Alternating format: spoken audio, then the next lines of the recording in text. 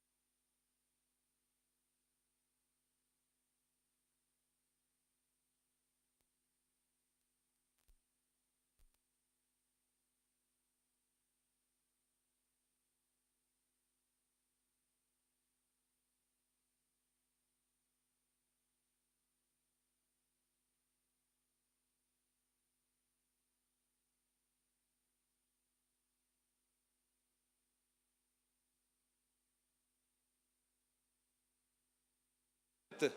İşlepdimi? Ha, все. Hammadan iltimos qilamiz, hali oldiroq o'tirib olinglar. Hurmatli mehmonlar, hurmatli notariuslarimiz, zalni to'ldirib boraylik. Мохи, давайте все, пожалуйста, присядем, да, дорогие гости. In few minutes, dear guests, we will try to start our meeting. Please take your seats.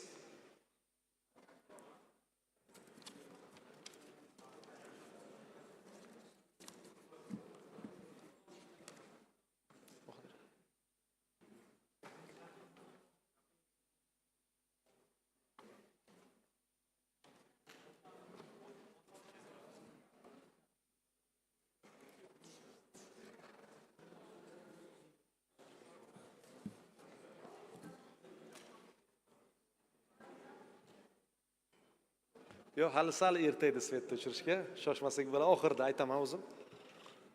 Rahmat. Marhamat.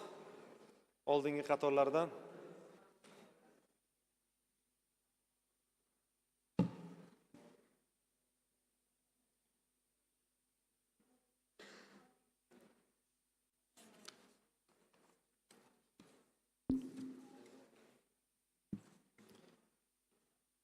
Yo'q. Bo'lmasam ruxsatlaringiz bilan bugungi tadbirimizni ochiq deb e'lon qilsak. Hurmatli mehmonlar, aziz do'stlar, assalomu alaykum, hurmatli hamkasblar, xonimlar va janoblar. Muhtaram Tashkent Law Spring 4-xalqaro forumi ishtirokchilari. Men sizlarni O'zbekiston Respublikasi Notarial palatasi nomidan, O'zbekiston Respublikasi Adliya vazirligi nomidan bugungi kunda zamonaviy huquq olamidagi eng dolzarb mavzulardan biri hisoblangan notariatning raqamli transformatsiyasi mavzusiga bag'ishlangan sessiyamizda qutlashdan mamnunman. Biz bugun yana Toshkent shahrida yig'ildik. Bu shahar bugungi kunda nafaqat O'zbekistonning ma'muriy va madaniy markazi, balki islohotlar, innovatsiyalar va xalqaro muloqotlar maydoniga aylandi. Tashkent Law Spring forumi ochiqlik, professional tajriba almashuvi va huquqiy taraqqiyotga intilish ramziga aylandi. Va aynan shu yerda biz notariatning kelajagini muhokama qilayotganimizdan mamnunman.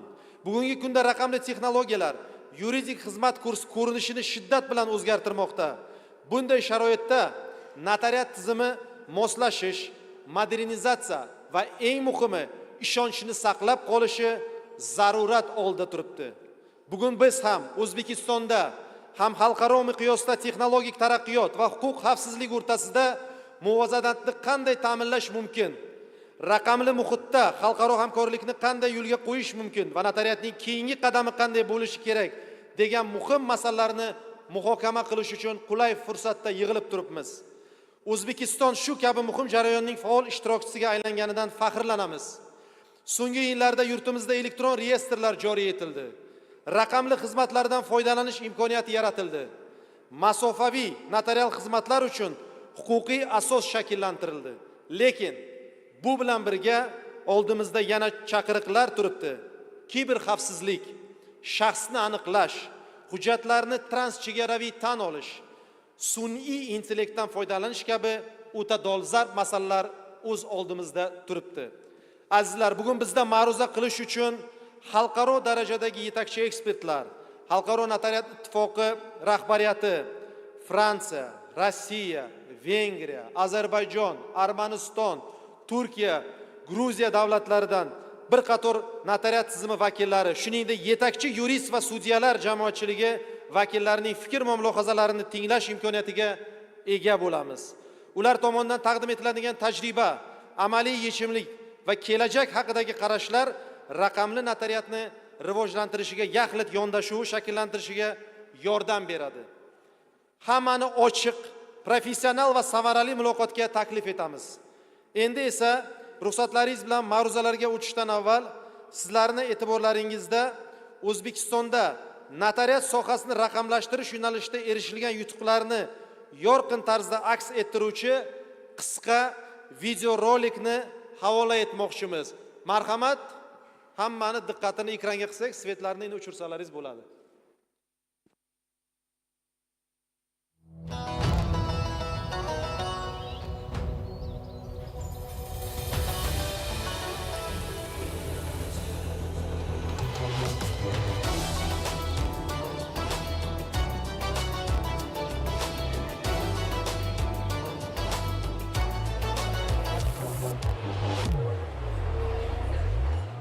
Muhim hayotiy huquqiy jarayonlarda notarius xizmati doim kerak. Odamlar ovoragarchiliklarsiz notarial faoliyatlardan tez va oson foydalanishlari uchun tizim har tomondan qulay hamda tezkor bo'lishi lozim. So'nggi yillarda bu borada notariat tizimida sezilarli o'zgarishlar ro'y berdi. 2020-yildan xususiy notarial faoliyatga ruxsat berildi va O'zbekistonda xususiy notariuslar faoliyati yo'lga qo'yildi. Bugungi kunda notariat tizimida 1100 nafardan ortiq xususiy notariuslar faoliyat yuritmoqda. Qog'oz hujjat, soatlab navbat. Notariat uchun bular endi afsona. Adliya vazirligi tomonidan notarius avtomatlashtirilgan axborot tizimi ishga tushirildi hamda barcha notarial harakatlar yagona tizimda amalga oshirilmoqda. Fuqarolarga elektron xizmatlar ko'rsatish uchun yenotarius.uz rasmiy veb-sayti ishga tushirildi. Bunda fuqarolarga o'zlariga yaqin notariusni aniqlash, notarius qabuliga navbatga elektron yozilish, ishonchnomaning qonuniy kuchga egaligini aniqlash, masofadan turib elektron murojaat qilish, mulkka bo'lgan taqiqni tekshirish va 10 turdagi notarial harakatlarni onlayn rasmiylashtirish imkoniyati yaratildi. 10 turdagi notarial harakatlarni dunyoning istalgan joyidan video konferens aloqa orqali onlayn ravishda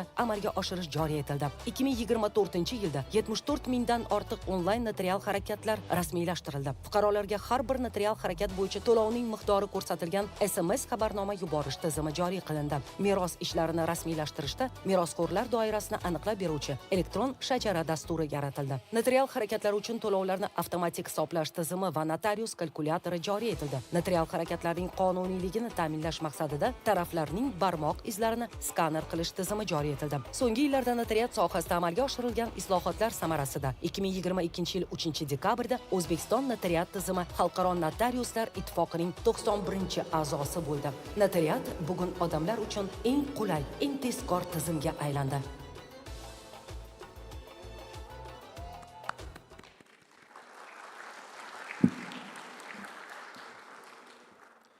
Katta rahmat. Endi ruxsatlaringiz bilan bugungi so'zga chiquvchilarni bir boshidan taklif qilsak, marhamat qilib bir boshidan Xalqaro notariuslar ittifoqi prezidenti janob Leonel Galles. Hamma tushlik qilgan-ku, nima bu? Yes, this side.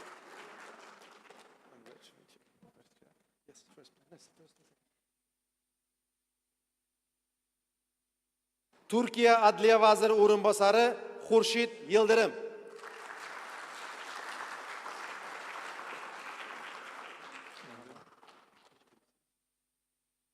O'zbekiston Respublikasi Adliya vazirligi Notariat, advokatura va mediatsiyasi boshqarmasi boshlig'i Ma'sum Xatamov. Xalqaro notariuslar ittifoqi Yevropa vitse-prezidenti Jens Bormann, Germaniya.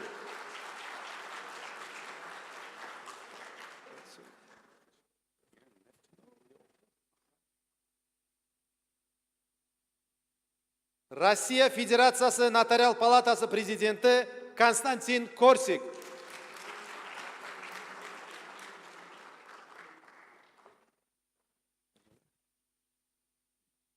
Hamda Ozarbayjon Notarial palatasi vakili Bektashi Subhi.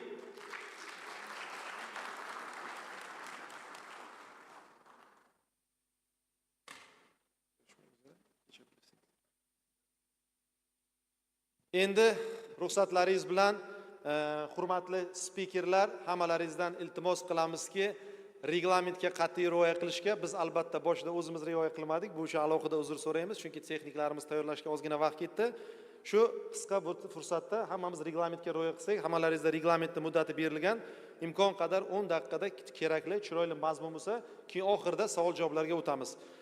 Tak, agar hech kimda savol bo'lmasa, so'z navbatini Xalqaro notariuslar ittifoqi prezidenti janob Leonel Gallesga berishdan oldin men bir narsani aytmoqchimanki, bilasizlarmi, mana O'zbekiston Xalqaro notarial ittifoqiga a'zo bo'lganligi to'g'risida rolikni biz ko'rdikda, shunda biz xalqaro tashkilotga a'zo bo'layotganimizda men eslayman, Shu yerda bizga menga janob prezident aytgandi, shunda Germaniyada may oyida 2020da men prezidentlikdan keyin birinchi tashrifimni O'zbekiston davlatiga qilaman deb va'da bergan edilar.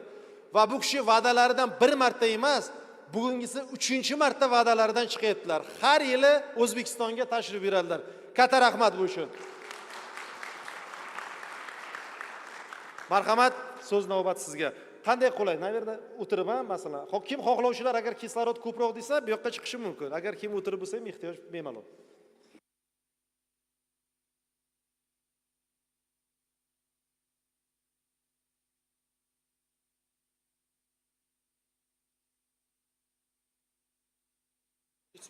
Yes? Oh, yeah, very good.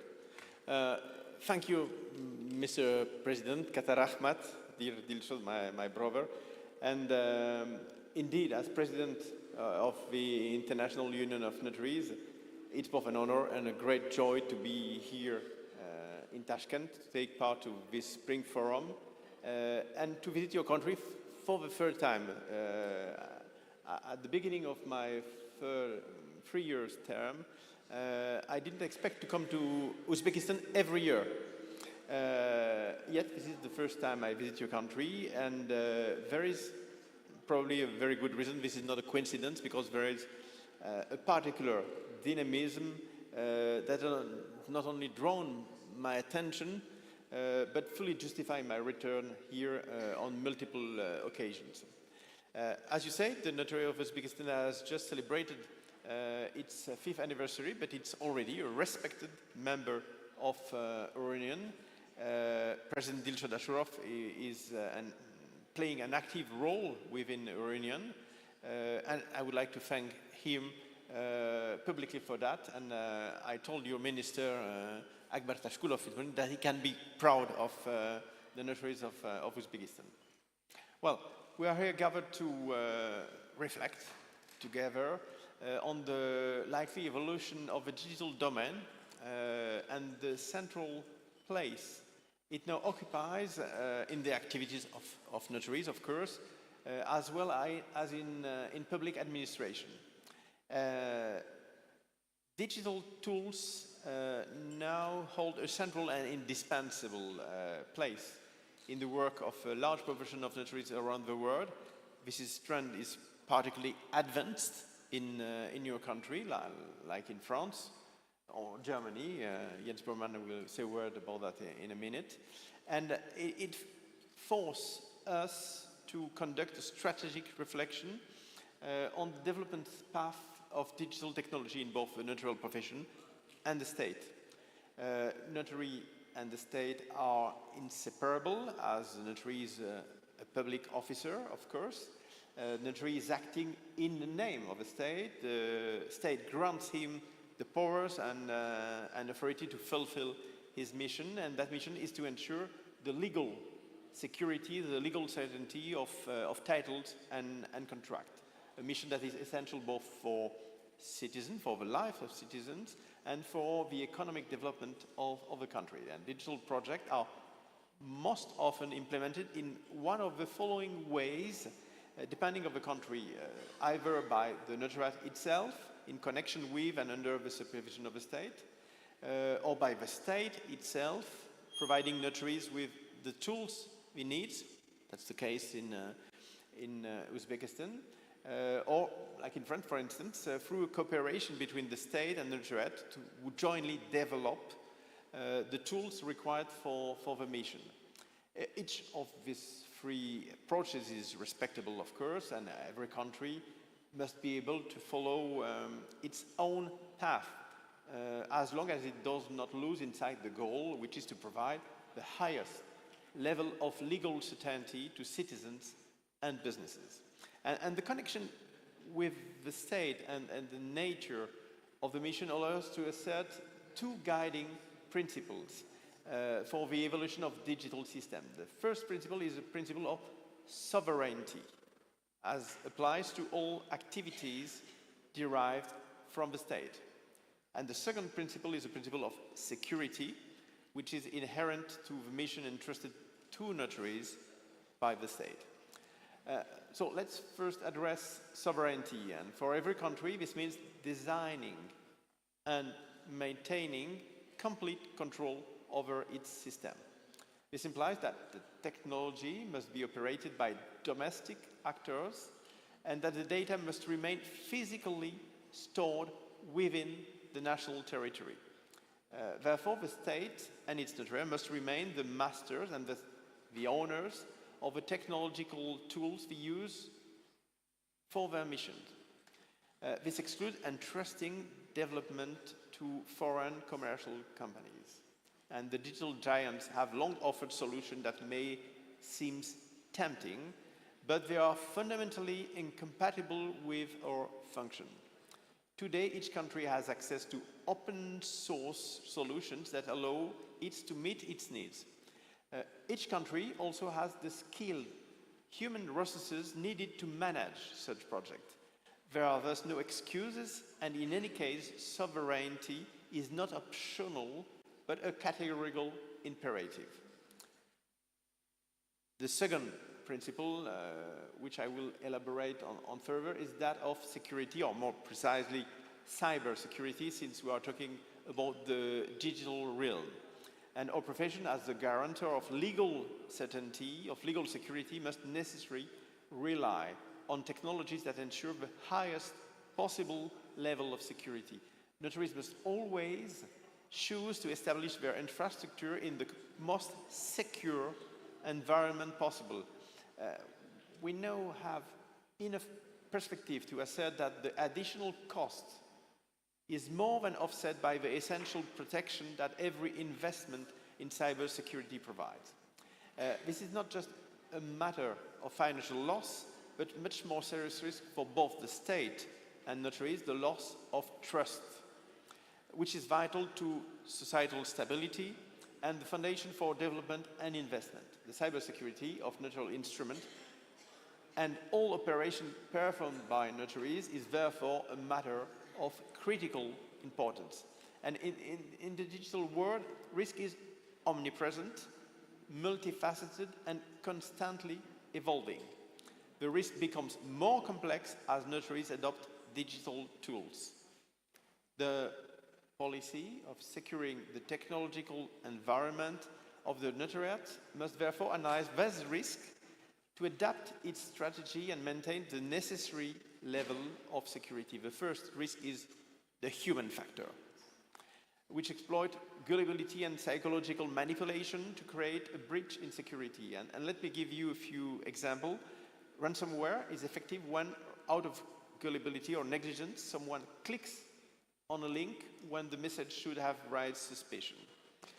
The fake technician scam, set by criminals, cybercriminals, impersonate technicians to gain remote access to notarial office systems, allowing them to install spyware or ransomware. In the face of this threat, the main response is vigilance and the training of notaries and their staff so that we know the type of fraud practiced by criminals, as well as the procedure to thwart them.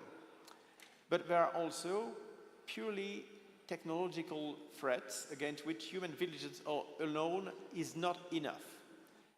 Intrusion attempts into networks, for example, require detection and response software on computer, what's called endpoint detection and response.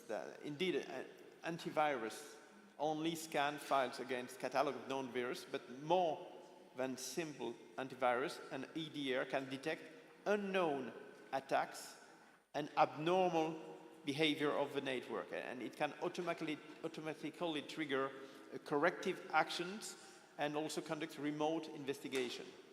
And for servers that store notarial data, electronic authentic instrument, a team of experts organized within a security operations center is indispensable.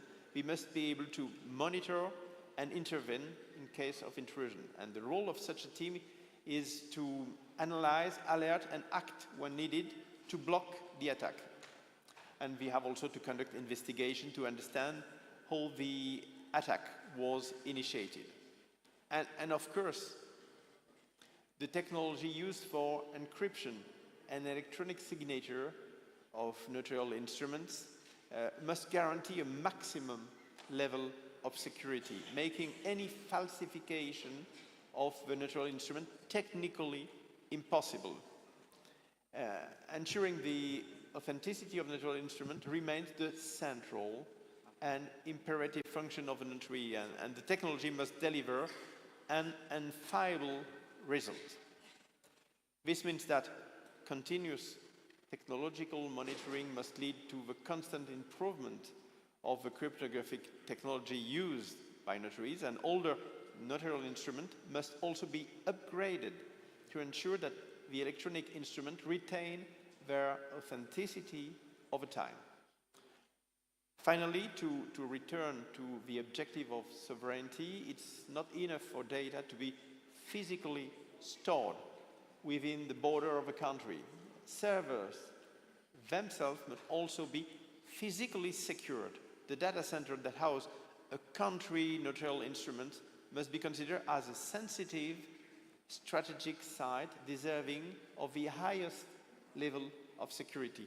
It is also essential to establish multiple backup sites so that all data is not stored in a single location. Imagine the disaster for a country whose notarial income records were erased by a natural disaster or an act of war. The future does not lie only in technological progress, which will be no doubt continue to shape the notariat. It also lies in common sense and prudence, which must continue to guide the organization of our technological systems and our working method. And digital technology does not eliminate all problems as if by magic. It changes their nature and compels us to adapt. A profession which is young here in Uzbekistan, but century-old in some other countries like mine, has endured through times thanks to its ability to adapt. It is this very ability that allows us to deliver the service expected of us and to make the notarial instrument a stable and reliable point of reference in a constantly changing world. Thank you for your attention. Kathir Ahmad.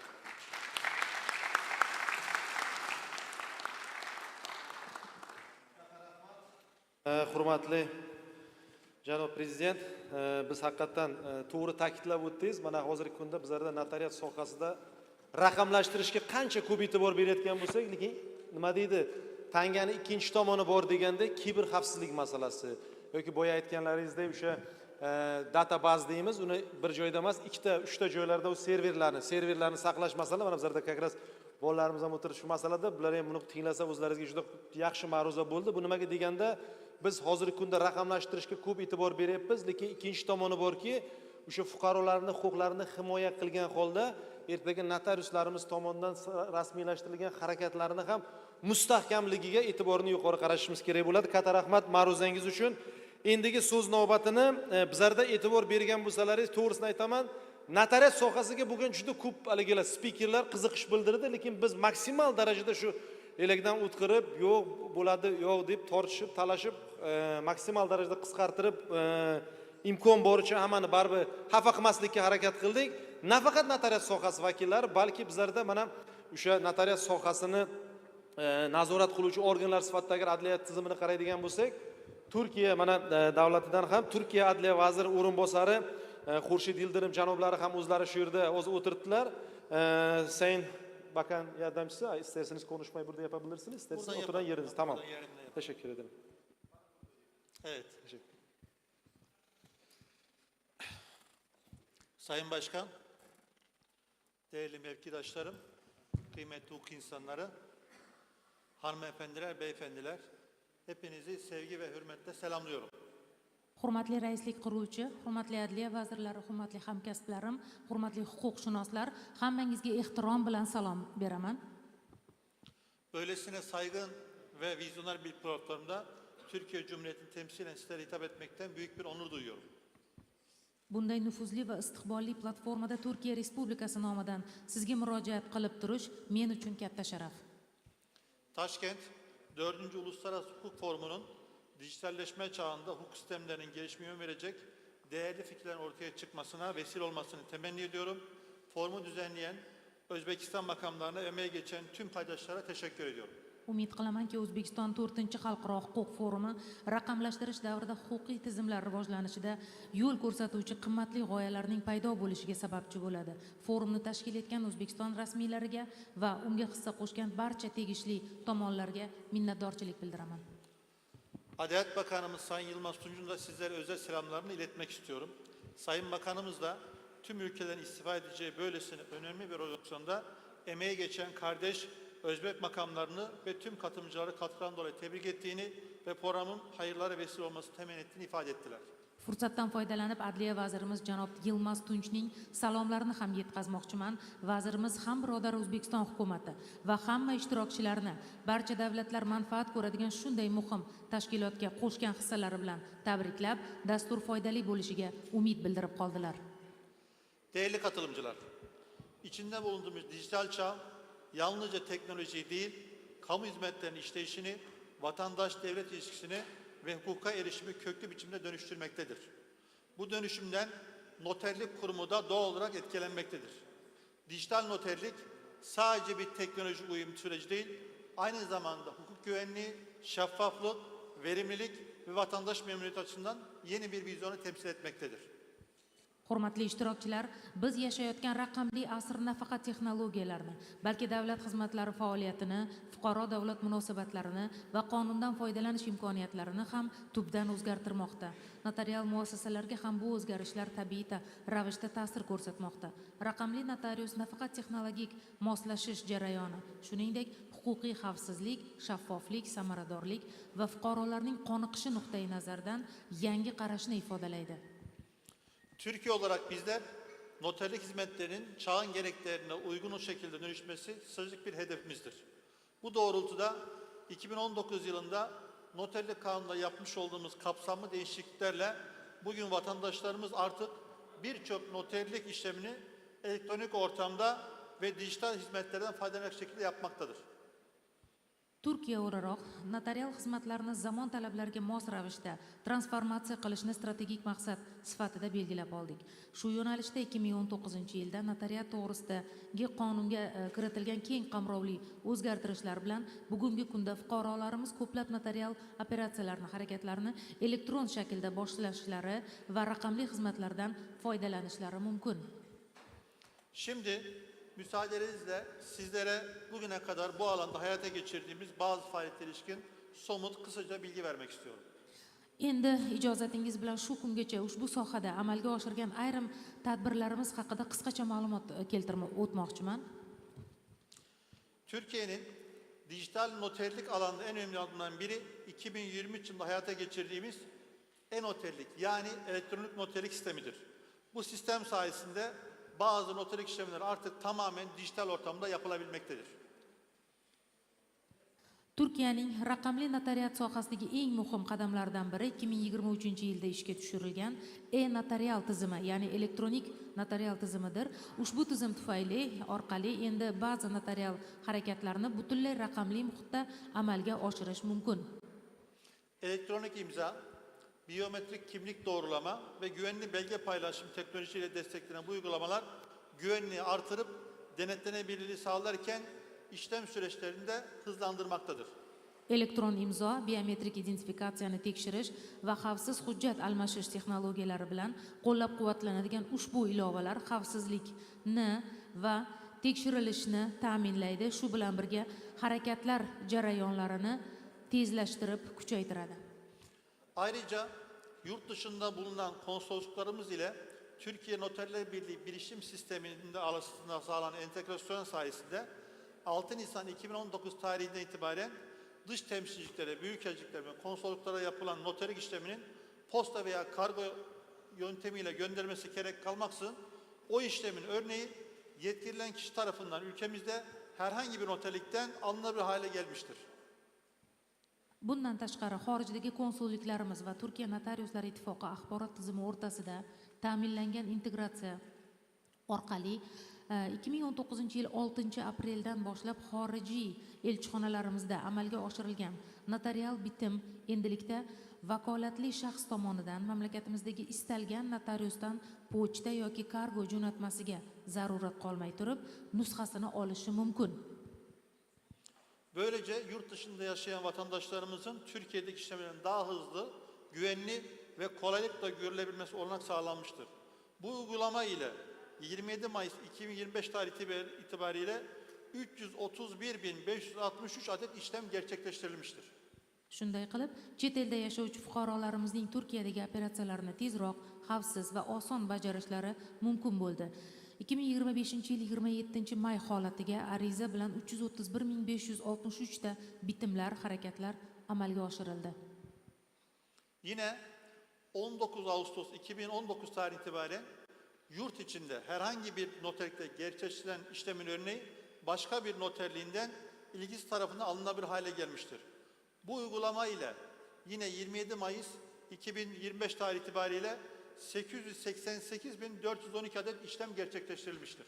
Xuddi shunday 2019-yil 19 avgustdan boshlab mamlakatimizdagi istalgan davlat notariusiga amalda oshirilgan bitim nusxasini tegishli shaxs boshqa notariusdan olishi mumkin. 2025-yil 27 may holatiga ko'ra ariza bilan bunday harakat uchun 888.412 ta protsedura amalga oshirildi. İşlem ilgililerinin noter ücretleriyle harç ve masrafları ve vergileri kredi kartı veya banka kartı ödemesi uygulamasına 3 Şubat 2020 tarihi itibaren başlanmıştır. Bu uygulama sürecinde yine 27 Mayıs 2025 tarihi itibariyle kredi kartıyla 50 milyon 10.311 adet işlem gerçekleştirilmiştir. 2020-yil 3 fevraldan boshlab bitimda ishtirok etgan shaxslar uchun notarial yig'imlar, bojlar va soliqlarni kredit karta orqali to'lash amaliyoti boshlandi. Amalga oshirish jarayonida 25-yil 27 may holatiga ko'ra kredit karta orqali 50 milliondan ortiq protsedura amalga oshirildi. Türkiye Noterler Birliği'nin elektronik randevu ve elektronik başvuru sistemi sayesinde vatandaşlar diledikleri noterden randevu al seçeneğiyle istediği randevuyu alabilmektedir. Uygulamanın hayata geçtiği son 4,5 yılda toplam 80.338 e-randevu ve başvuru sistemi hayata geçirilmiştir. Turkiya Notariuslar ittifoqining elektron murojaat tizimi orqali fuqarolar o'zlari tanlagan notarial idorada uchrashuv belgilash opsiyasi bilan elektron qabulga yozilib, elektron qabulga murojaat qilish va elektron ariza berish bo'yicha bormasdan turib ishlarni bajara olmoqdadirlar. Hozirgi kunga kelib 80.338 ta uchrashuv ol opsiyasidan foydalanilgan. Yine bu sistemde e-imzalı noter huzurunda olmayan işlem başvuru seçeneğiyle ihbarname ve çeviri işlemleri noterliğe bizatihi gitmeden yapılabilmektedir. Bu çerçevede aynı dönemde 92.526 noterlik işlemi noterliğe bizatihi gitmeden yapılabilmiştir. Bundan tashqari ushbu tizimdagi elektron imzoli notariusga borilmaydigan operatsiyalar arizasi opsiyasi bilan notariusga bormasdan turib ogohlantirish, xabarnoma va tarjima operatsiyalarini amalga oshirish mumkin. Shu davrda 92.526 ta notarial operatsiya harakatlar notariusga bormasdan elektron shaklda amalga oshirildi. Kıymetli katılımcılar, dijital noterlik alanında hayata geçirdiğimiz bu uygulamaları daha da geliştirmek ve yaygınlaştırmak en büyük temennimizdir. Sayın Cumhurbaşkanımız Recep Tayyip Erdoğan tarafından 23 Ocak'ta açıklanan 2025-2029 yılı yargı reformu strateji belgemizde bu konuya özel bir önem verdik. Hurmatli ishtirokchilar, raqamli notarius sohasida ishlab chiqilgan ushbu ilovalarni yanada rivojlantirish va ommalashtirish bizning eng katta tilagimizdir. Prezidentimiz tomonidan 23 yanvarda e'lon qilingan 25-29 yillarda sud huquq tizimini isloh qilish bo'yicha harakatlar strategiyasi hujjatimizda ham bu masalaga alohida ahamiyat berganmiz. İngilizcesini de yayınlayarak dünya kamuoyunun bilgisine ve istifadesine sunduğumuz bu strateji belgemizde özellikle dijital imkanlarla işlem güvenini artırmak amacıyla Noterliklerimizde uygulama halinde olan elektronik kimlik doğrulama sistemini yaygınlaştıracak. Kıymetli evrak ve banka prosedürü noterlikte elektronik ortamı yapması sağlanacak. Ulusal taşıt tanıma sistemi ile noterlikler arasında entegrasyon sağlanacaktır.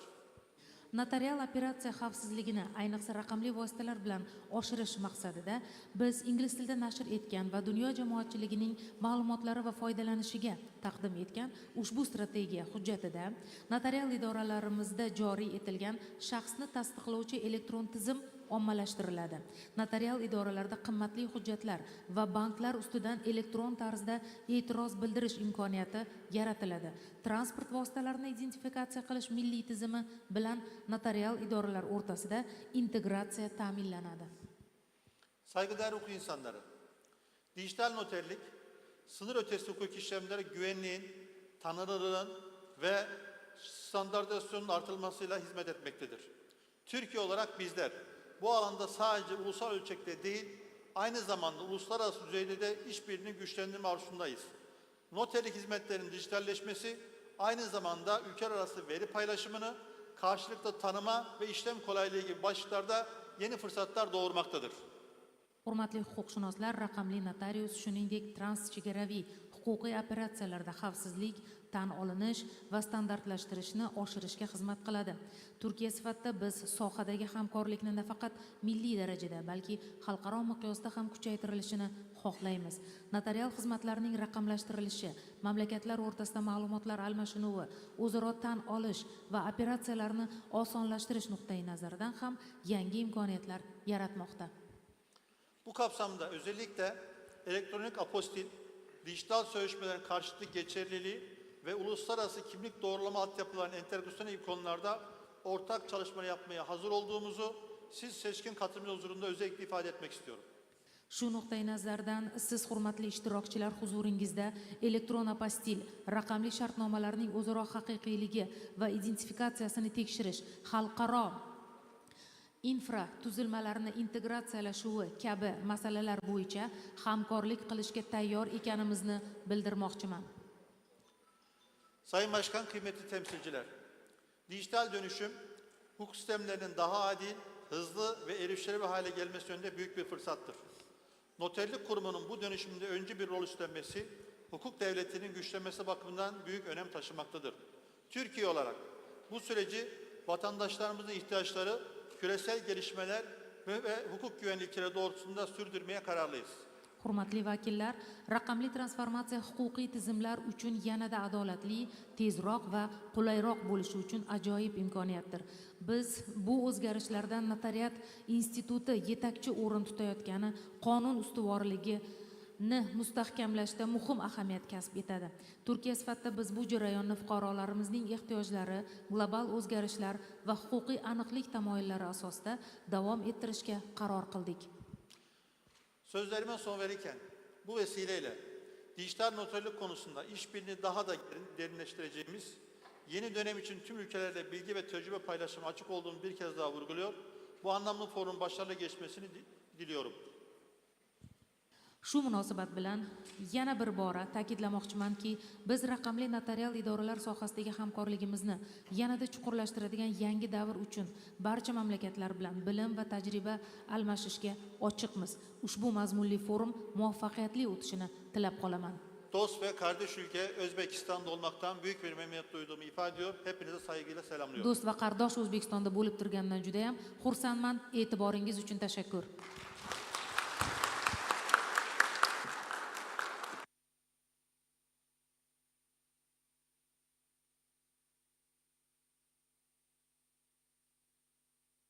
Sayın Adalet Bakanı Yardımcısı, çok güzel konuşmanız için teşekkür ediyoruz.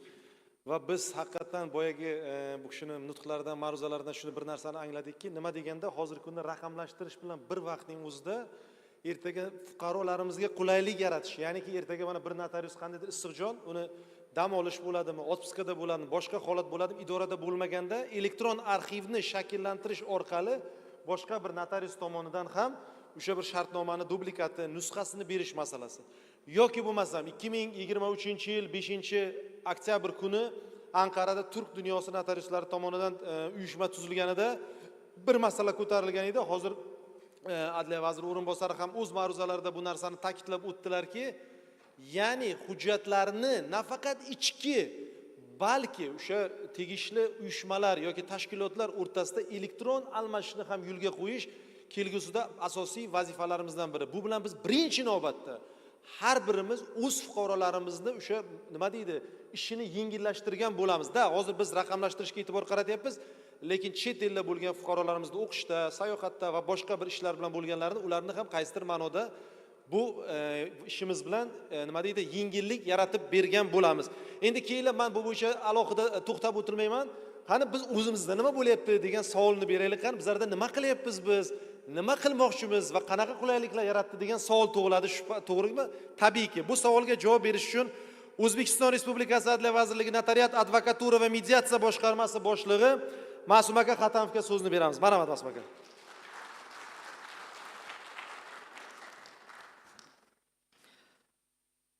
Rahmat, hurmatli Dilshod aka. Avvalambor assalomu alaykum. Xonimlar va janoblar, bugungi tadbirimizda sizlarni ko'rib turganimizdan bag'oyat xursandmiz. So'zimni boshida ushbu tadbirni tashkil etishda o'z hissasini qo'shgan barcha tashkilotchilarga, shuningdek konferensiyaga tashrif buyurgan barcha ishtirokchilarga minnatdorchilik bildirmoqchiman. Ushbu forumda Xalqaro notarial ittifoqi raisi janob prezident Leonel Galyas, Turkiya adliya vaziri o'rinbosari Xurshid Yildirim, dunyoning 10 dan ortiq davlatlaridan 20 dan ortiq notariat sohasida faoliyat olib boruvchi vakillar, shu jumladan turli davlatlarning notarial palatalari rahbarlari, notariuslar va boshqa taniqli huquqshunoslar ishtirok etmoqda. Shu fursatdan foydalanib, sizlarning barchangizga qimmatli vaqtingizni ayamasdan O'zbekistonga tashrif buyurganingiz uchun tashakkur bildiraman. Xush kelibsiz yurtimiz poytaxti bo'lgan go'zal Toshkent shahriga. Bugungi tadbirimizda raqamli notariat keyingi qadam qanday bo'ladi mavzusida fikr almashamiz. Men sizlarni O'zbekistonda notariat sohasida raqamlashtirish mavzusi bo'yicha fikr almashmoqchiman, sizlarga o'z fikrlarimni bildirmoqchiman.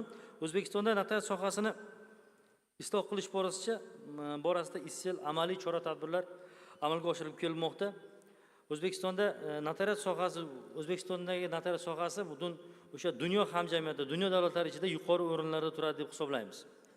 Xususan, O'zbekistonda 2020-yildan boshlab xususiy notariuslar faoliyati yo'lga qo'yildi.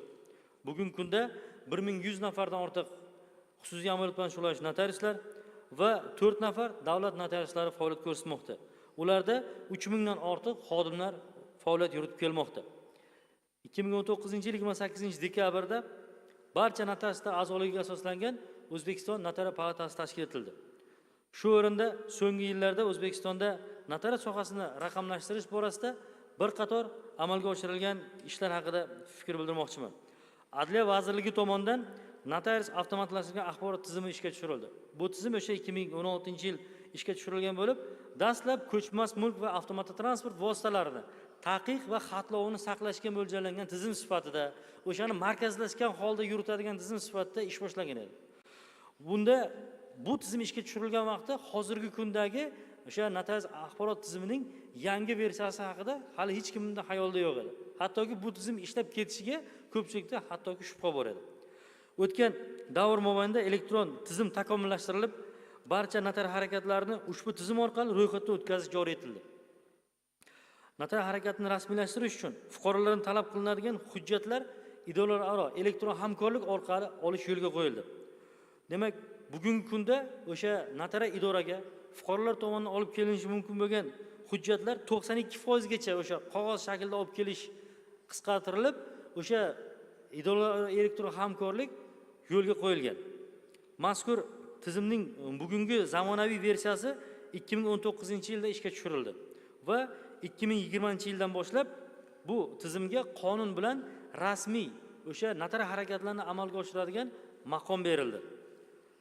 2019-2024-yillarda notarius axborot tizimi orqali jami 28 milliondan ortiq notarial harakatlar amalga oshirildi va bu harakatlar hozirgi kunda ham o'sha elektron arxiv sifatida o'sha databazada elektron ma'lumotlar bankida saqlanib turibdi.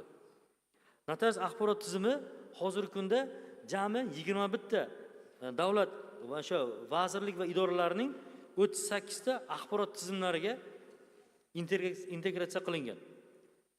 Fuqarolarning notarius xizmatidan elektron foydalanish imkoniyatini yaratish uchun 2020-yilda e-notarius.uz axborot portali ishga tushirildi. Bunda e-notarius.uz bilan notarius axborot tizimining farqi nimada? Demak, e-notarius bu front office, ya'ni o'sha fuqaro ishlashi mumkin bo'lgan, fuqaro murojaat qilishi mumkin bo'lgan ofis. Notarius axborot tizimi esa bu back office, bu o'sha notariuslar o'z harakatlarini amalga oshirib, notarial harakatlarni qayd qiladigan tizim. Bu o'sha e-notarius.uz axborot portalida o'sha yaqin notariusni aniqlash yoki notarius qabuliga navbatga elektron yozilish, ishonchnomani qonuniy kuchda ekanligini tekshirish, masofadan turib elektron murojaat qilish, mulkka bo'lgan taqiqni tekshirish, shuningdek notarial harakatni amalga oshirish kabi, onlayn notarial harakatni amalga oshirish kabi imkoniyatlar demak yaratildi va undan fuqarolar foydalanib kelmoqda. 2024-yil boshidan yangi formatdagi onlayn yoki masofadan turib video konferens aloqa orqali rasmiylashtirilgan notarial harakatlar yo'lga qo'yildi va bu yo'nalishda ishlar kengayib bormoqda. Hozirgi kunda O'zbekistonda 10 turdagi harakatni o'sha turlari demak masofadan turib onlayn amalga oshirilishi mumkin.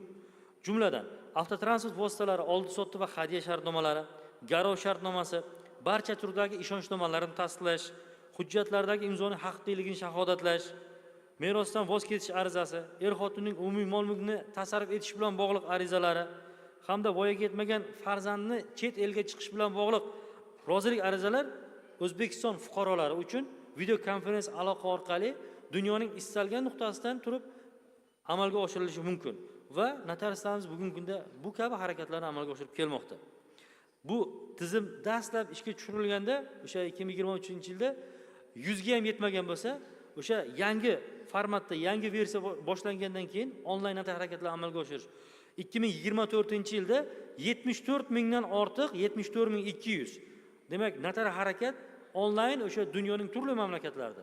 Demak, asosan o'sha O'zbekistonning migratsiya bilan bog'liq bo'lgan Yujniy Koreya, Janubiy Koreya yoki Rossiya Federatsiyasi hamda Turkiya bilan bog'liq o'sha hududlarda yashovchi O'zbekiston fuqarolaridan demak murojaatlar kelib tushganini ko'rib o'tishingiz mumkin. Joriy yilda esa shu yilning boshidan hozirgi kunga qadar bu harakatlar soni 75 mingdan oshdi.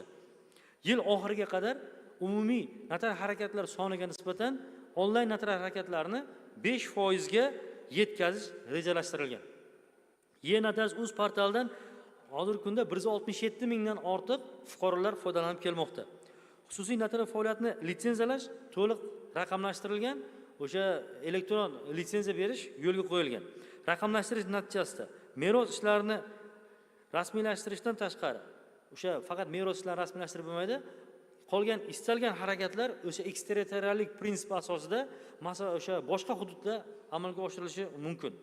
Notarius axborot tizimida mol-mulkni boshqa shaxsga o'tkazish taqiqlab qo'yilganligi, shuningdek taqiqni bekor qilish to'g'risida elektron ma'lumotlar banki joriy etildi va bu hozirgi kunda demak boshqa mamlakatlardan balkim farqlar O'zbekistonda barcha taqiq, xatlov, arestlar bilan bog'liq bank alohida baza bu Adliya vazirligida saqlanadi va Adliya vazirligi bu uchun mas'ul vazirlik sifatida demak buni saqlab turadi.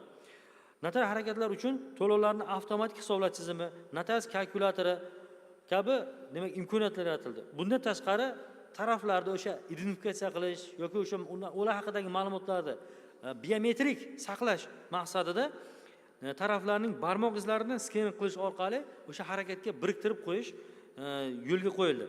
Shuningdek, o'sha bu sohada qaysidir ma'noda korrupsiyani oldini olish maqsadida yoki o'sha ortiqcha to'lov to'lanishini oldini olish maqsadida o'sha SMS xabarnoma tizimi joriy qilindi. Bunda o'sha fuqaro to'lovni amalga oshirayotganda fuqaroga o'sha to'lanayotgan summa haqida avtomat elektron hisoblangan, demak to'lov haqida axborot kelib tushadi. Yoki o'sha 2022-yil sentyabr oyidan boshlab avtotransport vositalarini boshqarish huquqini beruvchi ishonchnomalar o'sha MyGov uz elektron tizimi orqali elektron shaklda rasmiylashtirish yo'lga qo'yildi. 2022-24-yillarda bu kabi harakatlar 1.700.000 dan ortiq amalga oshirilgan. Ortiqcha qog'oz va vaqt sarfini oldini olish maqsadida, shuningdek o'sha notariuslar ishini yengillashtirish maqsadida ko'pgina ma'lumotlarni o'sha tizimdan olib, bu tizimdagi ma'lumotlarni o'sha elektron tizimda o'zida, data bazada saqlash imkoniyati yaratilgan. Shuningdek, meroslarni rasmiylashtirishda merosxo'rlar doirasini aniqlab beruvchi elektron shajara dasturi yaratildi. O'sha Family Tree yaratilgan. Bu to'g'ri, bu hali mukammallikka erishganimiz yo'q bu borada. Kamchiliklari bor, lekin 80% o'sha yutuqqa erishilgan. Bu tizim orqali qidirib o'sha oilani, shajarani demak aniqlab va u orqali merosni rasmiylashtirish mumkin. Shu bilan birga O'zbekiston tomonidan notariat sohasida xalqaro aloqalarni o'rnatish va bu borada ishlarni jadallashtirish bo'yicha bir qator yaxshi ishlar amalga oshirildi.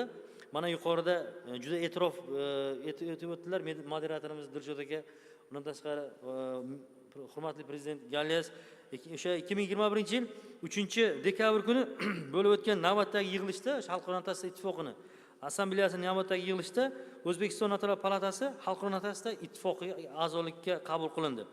Bugungi kunda umuman o'sha notariat palatamiz hamda O'zbekiston notariatini Germaniya, Fransiya, Italiya, Turkiya, Xitoy, Yaponiya, Indoneziya, Vyetnam, Mongoliya, Dominika, Benin, Litva, Belarus, Rossiya, Ozarbayjon, Qozog'iston, Qirg'iziston, Tojikiston va boshqa davlatlarning notariat sohasidagi o'sha mas'ul muassasalari, shuningdek o'sha tashkilotlar bilan hamkorlik aloqalari o'rnatilgan. Va bu uchun Dilshod Ashirovga alohida minnatdorchilik bildiramiz. Vazirlik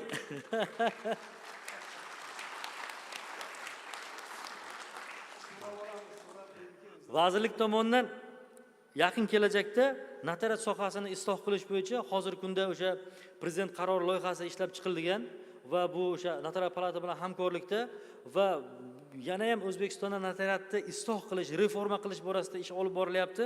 Xususan bunda o'sha notariat institutsiyalarini rivojlantirishga qaratilgan bu qarorda yangi notariat xizmatlarini joriy qilish, shuningdek fuqarolarni shaxsini aniqlashning zamonaviy usullarini o'sha barmoq izi orqali verifikatsiya, barmoq izi orqali identifikatsiya qilish, shuningdek Face ID orqali verifikatsiya qilish orqali shaxsiga aniqlik kiritish masalasi, shuningdek sodir etilgan qoidabuzarliklar uchun o'sha jazo turlari hozirda to'xtatish turish bilan o'sha tugatish bilan bog'liq bo'lsa, endilikda boshqa muqobil, ya'ni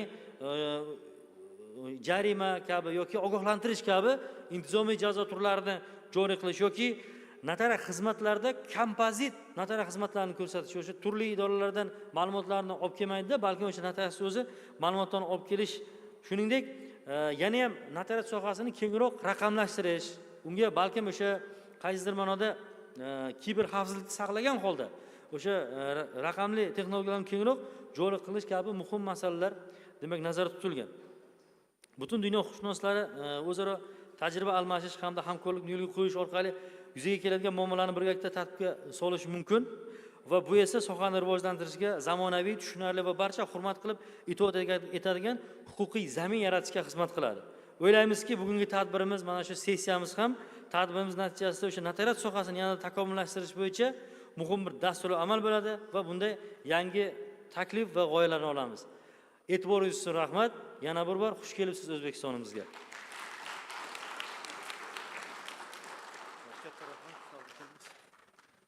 Katta rahmat Ma'sum aka. Bu haligi deydigandek o'zimiz uchun so'rab olganimiz emas. Men shu joyga bir qo'shimcha qilib o'tib ketaman. Notariat sohasiga o'zi aytib o'tildi, Dilshod akani xizmatlari katta yo'q.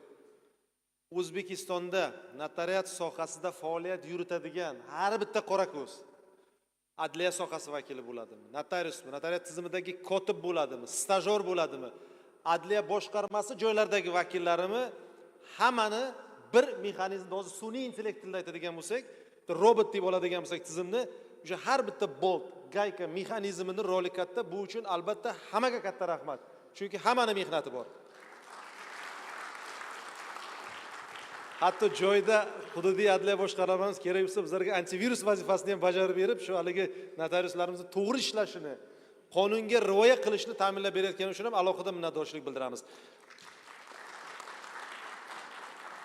Rahmat, to'g'ri ta'kidlab o'tdingiz. Avvalambor yutuqlarimiz o'zimizniki, lekin hali boya aytib o'tganingizdek sohada hali qilishimiz darkor bo'lgan ishlarimiz ko'p. Masalan, o'sha raqamlashtirish borasida kiber xavfsizlik, ya'ni hozirgi kunda bu narsaga juda katta e'tiborni qaratishimiz bejiz emas. Qanchalik raqamlashtirish rivojlanib ketishiga qaramasdan, shunchalik bizlarda o'sha hacker deymizmi, o'z boshqa ko'chatilda hakkerlarimiz tomonidan ularni yana yorib o'tish yoki buzish holatlari ko'payib ketayotganini ko'rib turibmiz. Va biz hozirgi kunda o'sha boya aytib o'tganingizdek, hozir muhtaram prezidentimiz aytayaptilar, raqamlashtirishga katta e'tiborni qaratishimiz shart. Va biz notariat tizimida aytadigan bo'ladigan bo'lsak, bu narsani xudo xolasa amallayapmiz va yanada kerak bo'lsa o'sha fuqarolarimizga yengillik yaratadigan boshqa yana notarial harakatlarning sonini, turini oshirib boraveramiz va bunda to'xtamaymiz birgalikda azizlar. Lekin bizda yana bir tomoni borki, qonunchilik masalasida ham o'ylaymanki, shu yaqin oralarda aynan mana shu onlayn notarial harakatlarni, video konferensiya orqali qiladigan notarial harakatlarni yagona bir qanaqadir huquqiy asosini yaratishimiz darkor bo'ladi. Bu bo'yicha hali kelgusida qiladigan ishlarimiz ko'p. Rahmat Ma'sum aka, juda qiziqarli ma'ruza uchun. Endi ma'ruzani keyingi navbatga beramiz. Xalqaro notariuslar ittifoqini Yevropa bo'yicha vitse-prezidenti, germaniyalik spikerimiz Jens Borman. Marhamat.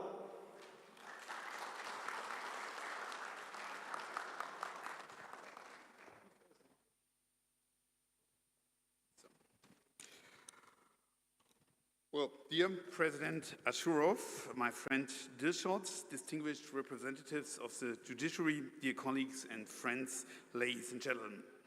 It's a great honor for me to speak today in the Tashkent Law Spring Forum, a forum of growing significance, and to discuss with you some issues on the social responsibility of notaries in the digital world.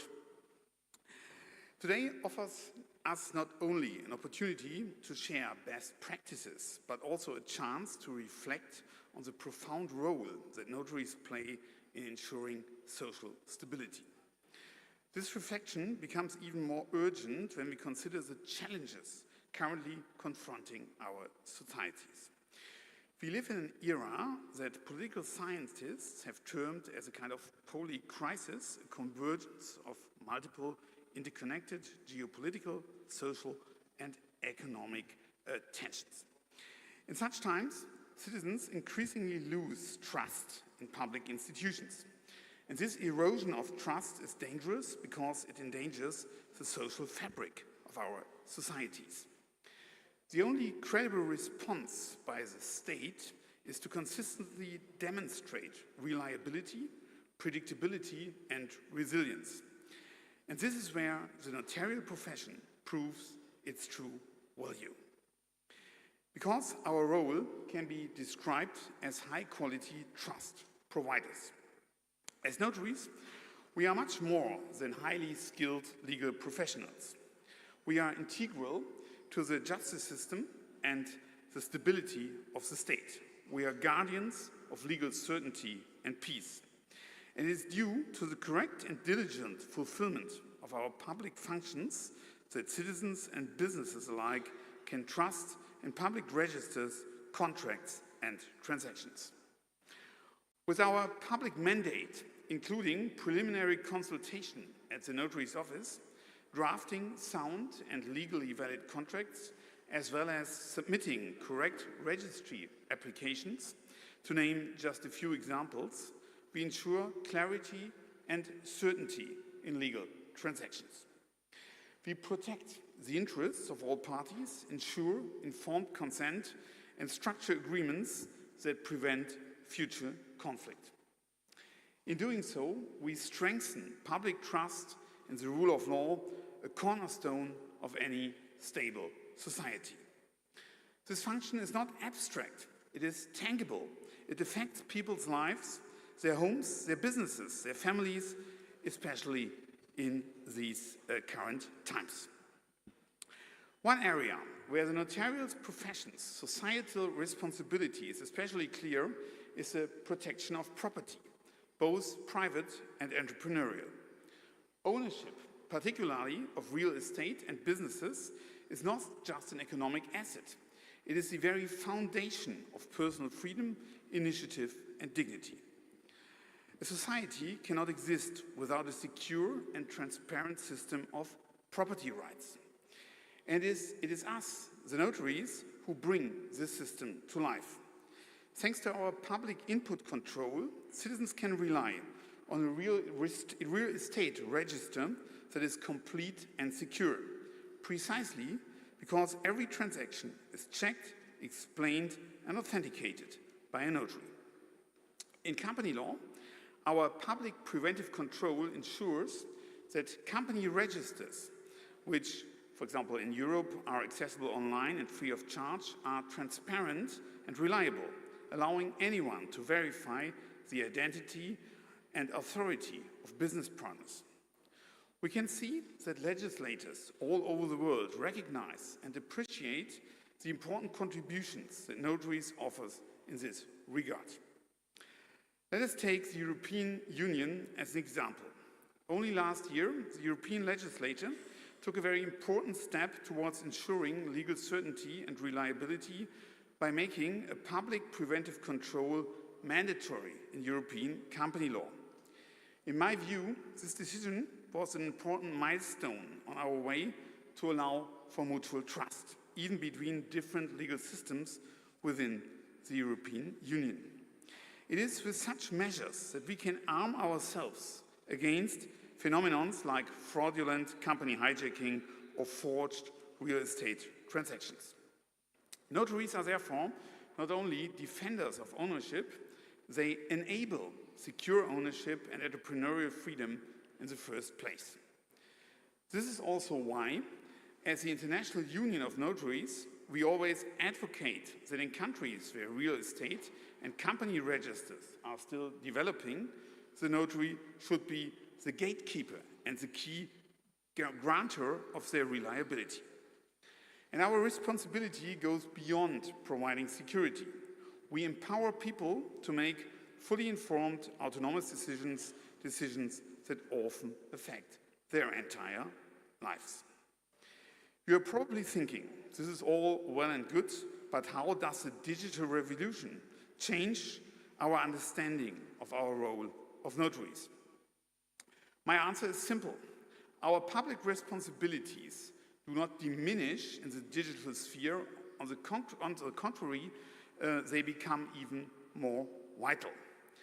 With digital tools and services continuously influencing not only our social but also our legal relationships, we must ensure that the rule of law, as one of the core principles of sophisticated legal systems, continues to apply, especially online. One key aspect is the question of who should develop, operate, and use new technologies in the legal sphere. In my view, it is essential that we prevent the private sector from spilling over to the public sector while escaping necessary state control. Only through public officials, such as notaries and public registrars, we can ensure sovereign control and governance of our legal systems, even in the digital age. In short, we must ensure and protect the digital sovereignty of the state. In order to achieve this goal, we must develop our own innovative solutions, and we have seen many of them which were just presented by my predecessors here to the public, and use advanced technologies in order to increase and improve the capacity of public legal services. This way, we can make use of the many advantages of new technologies and at the same time provide legal certainty by ensuring the implementation remains in state hands. In doing so, I strongly believe we can succeed in transferring the well-proven principles of the analog world, which serve to guarantee legal certainty and the rule of law, also into the digital world. Let me briefly illustrate this by using notarial online procedures in company law, which were introduced following corresponding EU legislation as an example. We have seen other examples here from Turkey and Uzbekistan, and I would now just like to bring an example here from the EU. In Germany, we decided to develop our own independent system and provided the state, citizens, and businesses with a digital sovereign solution that everyone can rely on. During the design and implementation phase, we continuously asked ourselves how we could ensure the same level of reliability and trust that we have in regular analog notarial proceedings. And I'm happy to report that we succeeded. With our highly secure system that is run by the German Federal Chamber of Notaries and that features important security aspects, such as a two-step identification process, we managed to transfer our sophisticated and well-proven system into the digital sphere. Take identification as an example. With our system, the identification is twofold. In the first step, the participants identify themselves using their electronic ID, EID, from the ID card via a smartphone with NFC technology. In a second step, the notary verifies the identity by comparing the digital ID photo with the live image of the participant. In doing so, the notary compares the images with the photo extracted from the electronic storage and processing medium of the EID with the consent of the founder. It's like at the airport, we scan the photograph here through a CIN interface, and then we make a biometric comparison.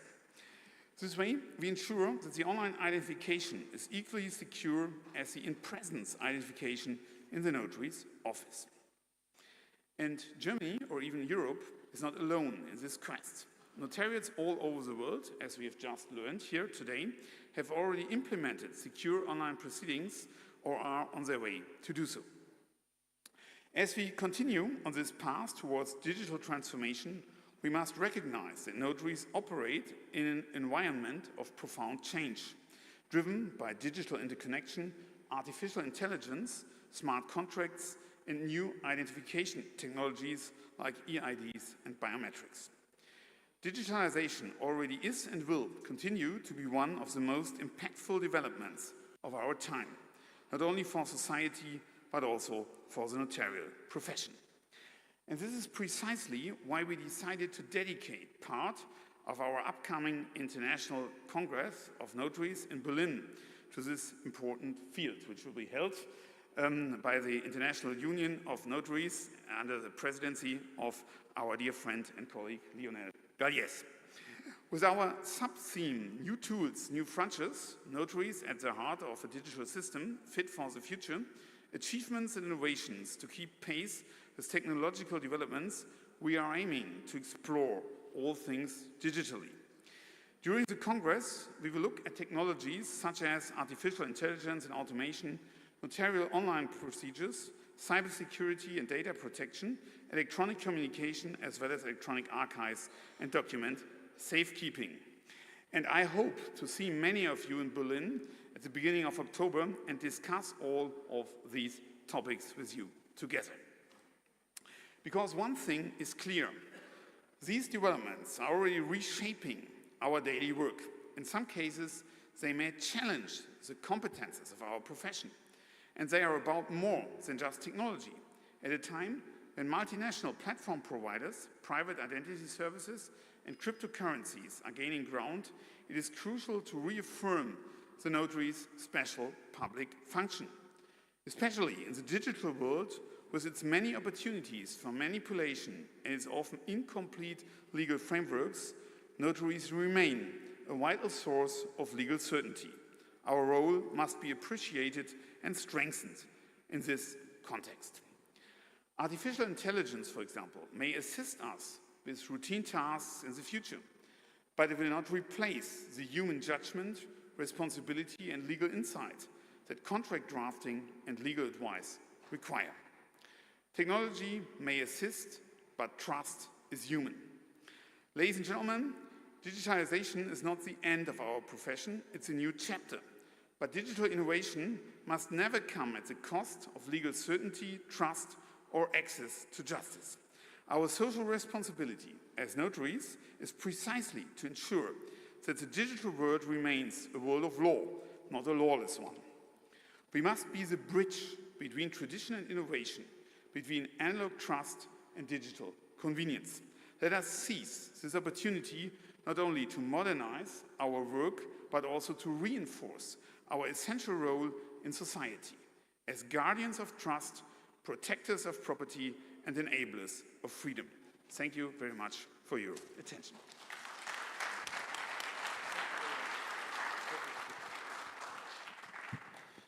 Katta rahmat, hurmatli Jens Borman janoblari.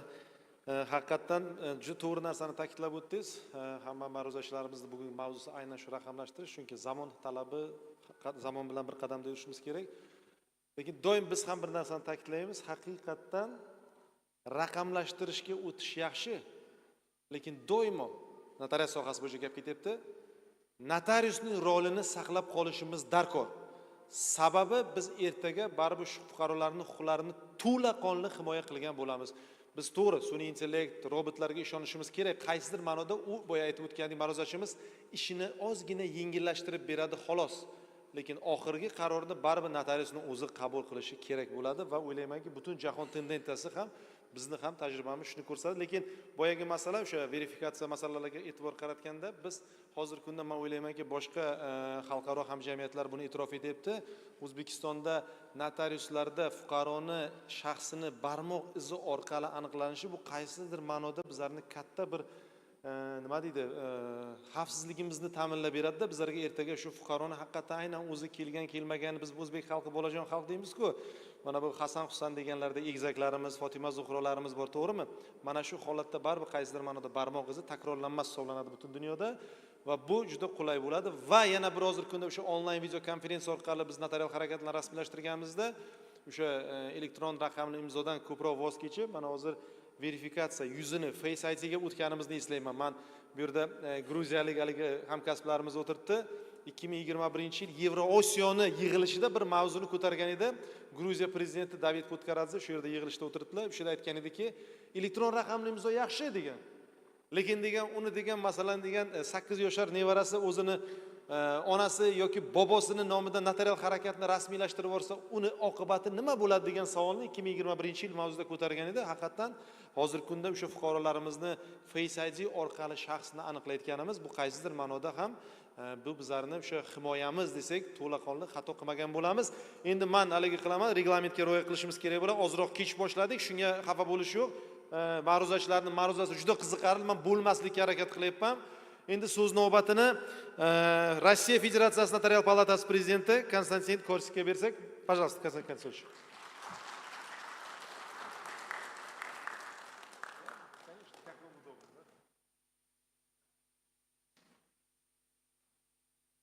Добрый день всем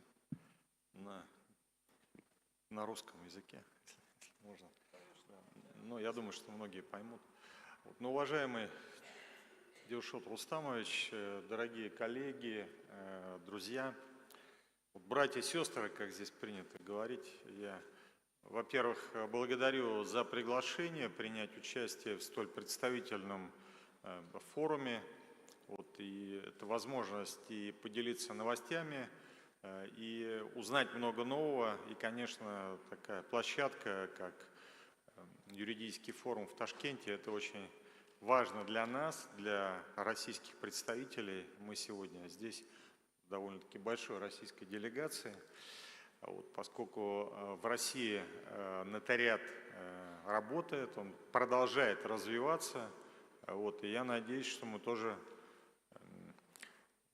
на пороге серьезных позитивных перемен. Поэтому хочется сказать, что тема сегодняшнего нашего заседания очень актуальна. И наиболее актуальным, конечно, становится в обществе запрос на обеспечение безопасности правоотношений в новых форматах, в электронных форматах, защиты прав граждан и юридических лиц в цифровой среде. И тут, конечно, важную роль играет нотариус. И разработка и активное применение цифровых технологий уже многие годы является приоритетом в развитии российского нотариата. Сегодня каждое третье нотариальное действие в России совершается на основе цифровых технологий. Нотариат сам в инициативном порядке разрабатывает, внедряет цифровые технологии и сервисы, востребованные и гражданами, и бизнесом. Я хочу подчеркнуть, что у нас наша единая информационная система нотариата, она уже существует почти 11 лет, развивается за счет нотариусов России без привлечения бюджетных средств. И я думаю, что у нас есть определенные достижения о которых я сейчас скажу, но есть над чем работать. В числе возможностей нашей электронной системы это электронный документооборот между нотариусами на всей территории страны. Хочу сказать, что Россия самая большая по протяженности страна в мире. У нас работает 8200 нотариусов. Мы объединены в эту систему. И очень важно, чтобы каждая нотариальная контора работала. И гражданин мог туда обратиться. Ведь мы работаем для граждан. Поэтому мы с Дилшотом Рустамовичем этот вопрос обсуждали. У нас есть такой институт, как такое лицо, замещающее временно нотариуса. А в Узбекистане, к сожалению, пока нет. Мы готовы делиться опытом. Далее, это, конечно же, оперативный межведомственный обмен сведениями с нашими государственными реестрами, с нашими партнерами, достоверные и регулярно обновляемые публичные реестры. Нотариусы России работают по принципу одного окна, и благодаря оперативности такой системы нотариальные конторы превратились в настоящие фронт-офисы налоговых и регистрационных органов. Большой популярностью у граждан бизнеса пользуется возможность создания моментальной пересылки цифровых версий документов. Такие электронные документы, удостоверенные электронной цифровой подписью нотариуса, по юридической значимости равнозначны оригиналам на документе. И только за 2024 год такое нотариальное действие совершалось более 4 миллионов раз. Это когда бумага переводится в цифру, пересылается другому нотариусу, например, из Москвы на Чукотку, там она из электроники переводится на бумагу и является юридически действительной. Такие теперь действия возможно совершать и за рубежом. Полномочием совершать такое нотариальное действие теперь обладают наши консульские работники. На базе единой информационной системы действует сразу несколько бесплатных публичных онлайн-сервисов, которые функционируют ежедневно по системе 24/7. Это, во-первых, проверка движимого имущества на предмет залога. Это тот реестр, который мы ведем, реестр залогов, уведомления залогов о движимого имущества. Это реестр проверки доверенности и реестр поиска наследственных дел. То есть можно любому найти, у какого нотариуса открыто конкретное наследственное дело. По статистике к нашим бесплатным онлайн-реестрам фиксируется более 85 миллионов обращений в год. И в 2020 году у нас было существенное изменение законодательства об электронном нотариате, появилась возможность удаленного совершения ряда нотариальных действий и дистанционного удостоверения сделок двумя и более нотариусами. Что касается удаленного обращения, то оно у нас возможно только по 11 нотариальным действиям, при которых нотариус не проверяет дееспособность и соответствие воли и волеизъявления этого гражданина. То есть в России, не знаю, к счастью или к сожалению, пока дистанционно идентифицировать гражданина невозможно. Это, конечно, наверное, как один из вопросов, по которым следует двигаться вперед. А что касается совершения дистанционных сделок двумя и более нотариусами, то это нотариальное действие с каждым годом совершается все чаще и чаще, но мы всегда благодарны нашим французским коллегам, которые поделились с нами опытом совершения такого рода нотариальных действий. Число удостоверенных нотариусом дистанционных сделок в 2024 году по сравнению с предыдущим увеличилось почти в 2 раза. Я хочу сказать, что уже сегодня прорабатывается вопрос совершения трансграничных дистанционных нотариальных действий, в том числе нотариального удостоверения трансграничных нотариальных действий в корпоративной сфере. Уверен, что синхронизация нотариальной практики и совершенствование законодательства в странах-партнерах дадут такую возможность. Стремительно растет востребованность действий в удаленном формате, спрос на них вырос более чем в 1,5 раза. Здесь хочу тоже всем сказать, что наиболее востребованное нотариальные действия, при котором идет дистанционное обращение к нотариусу, это совершение исполнительной надписи. В основном по заявлению кредитных учреждений, организаций у нас создана целая такая вот электронная инфраструктура, когда запрос из банка попадает на портал Федеральной нотариальной палаты, идет распределение тому нотариусу, который готов совершать это нотариальное действие, и потом нотариус, выполнив все необходимые процедуры, совершает его и в электронном виде направляет в службу судебных приставов. То есть добросовестный кредитор только обращается на портал Федеральной нотариальной палаты, и все это работает как часы. Активная цифровизация нотариата нашла свое отражение и в общественном восприятии нашего института. В прошлом году наш Всероссийский центр общественного мнения, ВЦИОМ, сокращенно, проводил социальный опрос, и он показал, что более 94% граждан и компаний России довольны использованием цифровых сервисов нотариата. И более 65% отметили заметный рост скорости совершения юридически значимых действий и обслуживания. То есть нет очередей, и мы готовы совершать те действия, которые нужны гражданам. Нотариус в глазах общественности трансформировался из человека, который просто ставит печать, в высококвалифицированного юриста, в том числе в цифровых форматах правовой сферы. Я думаю, что все более востребованными, конечно, являются нотариальные действия, связанные с электронной инфраструктурой. И это и обеспечение доказательств в сети интернет, и дистанционные сделки, о которых я уже говорил. Наш нотариат активно участвует в системе межведомственного электронного взаимодействия. В числе наших партнеров и Федеральная налоговая служба, и Росреестр, и многие другие государственные органы, банки.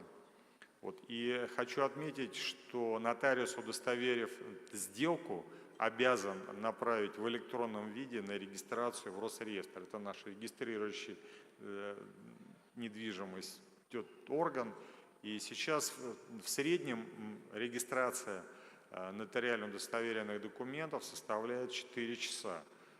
Для справки, 10 лет назад это было 30 дней.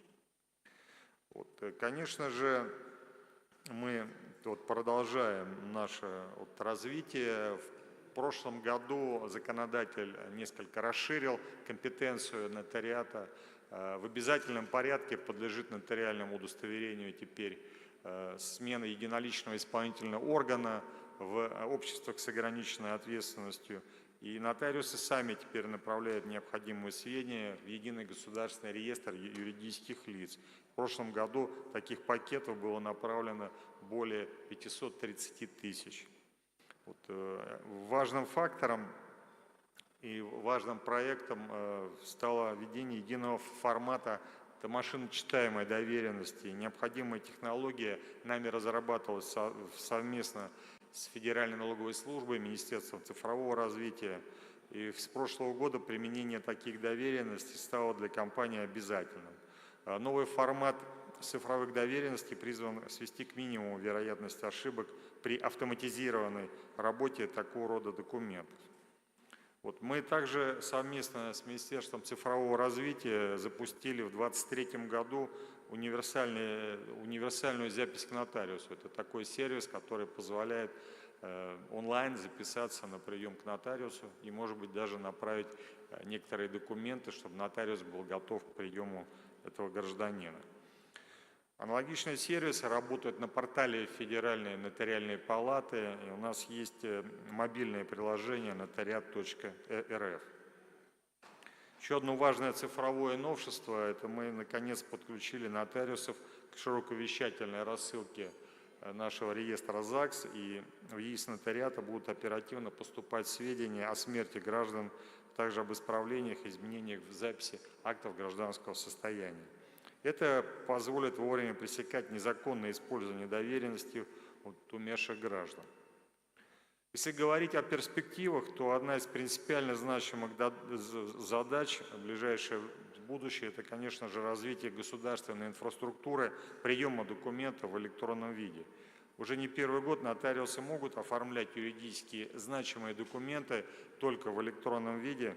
Вот, а для того, чтобы заявитель мог воспользоваться всеми преимуществами цифры, важно обеспечить возможность предъявления таких документов по месту требования государственных органов, в том числе в электронном виде. Совместно с Министерством цифрового развития, Банком России мы проводим работу по обеспечению выдачи свидетельств о праве на наследство в машиночитаемых форматах.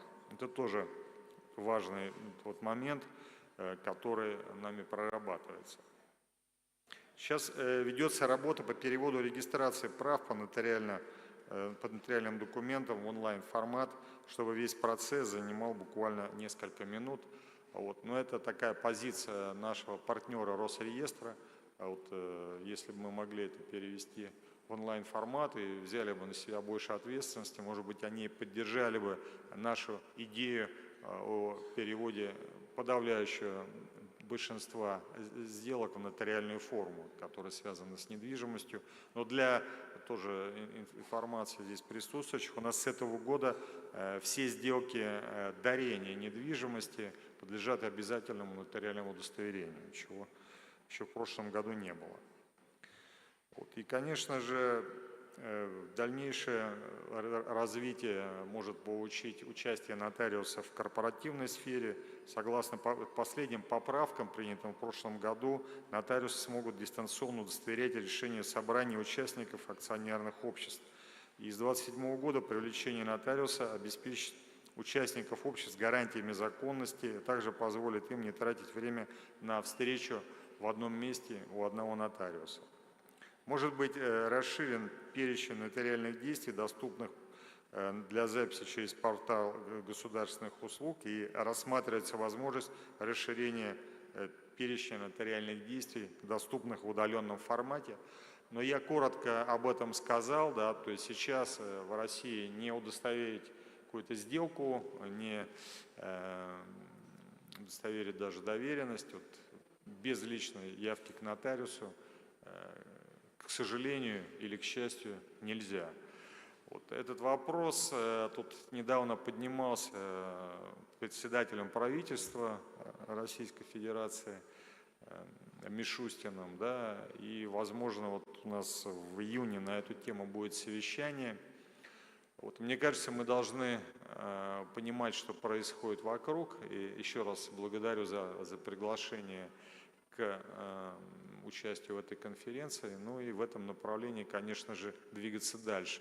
Потому что мы всегда говорим, что наша роль обеспечить безопасность, да, но оказывается, что наши партнеры, наши коллеги в других странах обеспечивают безопасность без личного общения с нотариусом. Да. То есть если мы будем также дальше консервативно к этому вопросу подходить, то это может негативно отразиться на судьбе нотариата в России.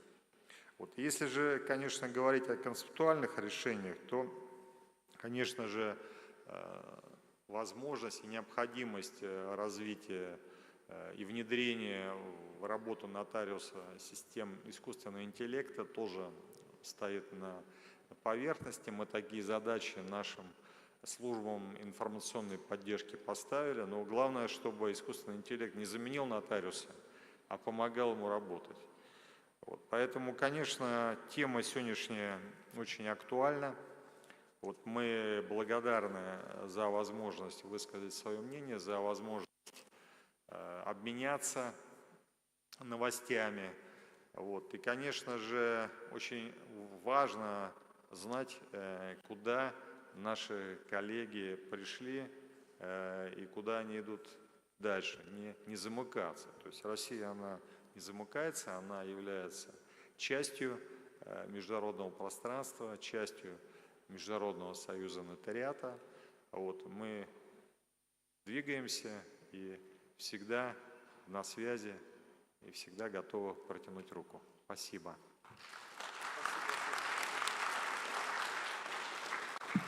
Спасибо большое, Константин Анатольевич, дорогие друзья. Мне вот один момент, так прям очень вот заметно, прям я подчеркну, вкратце не буду вас томить.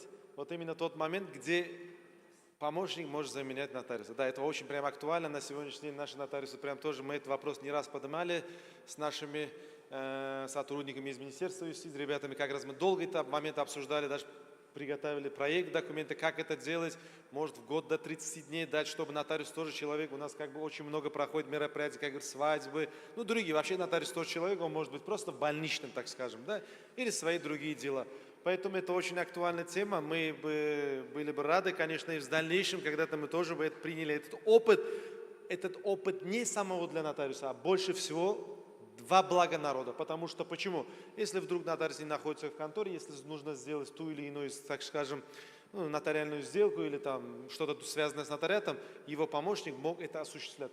Во-первых, как мы знаем, нотариус это он самофинансирующийся, ему интересно всегда, чтобы его контора работала, как мы говорим, 24/7, а если он как человек горячий, он может там заболеть или пойти на свадьбу, конторы нету, один раз пришел человек, 2 раза пришел, его нету, он будет уже искать другого нотариуса, который работает, как сказать, Риксона 24/7, и будет он, как сказать, меняться как одного нотариуса на другого. Спасибо большое. Но теперь, дорогие друзья, я что хотел сказать, у нас прямо сейчас такой этот моментик, у нас такая актуальная тема, у нас есть хороший прям спикер, но я вот хочу оставить его после десерта. Сейчас у нас кофе-брейк, ребята. Сейчас быстро подкрепляемся, как говорят, берем ложечки в руки, чтобы полететь в галактику. У нас очень хороший доклад будет о цифровизации нотариата, потому что у нас следующий докладчик Субхи из Азербайджана, он расскажет нам, на что у них идет сейчас цифровизация. Ровно 5:00, дорогие наши спикеры, мы с вами встречаемся здесь. Спасибо. Сейчас кофе-брейк. Ровно 5:00, без опозданий. Спасибо.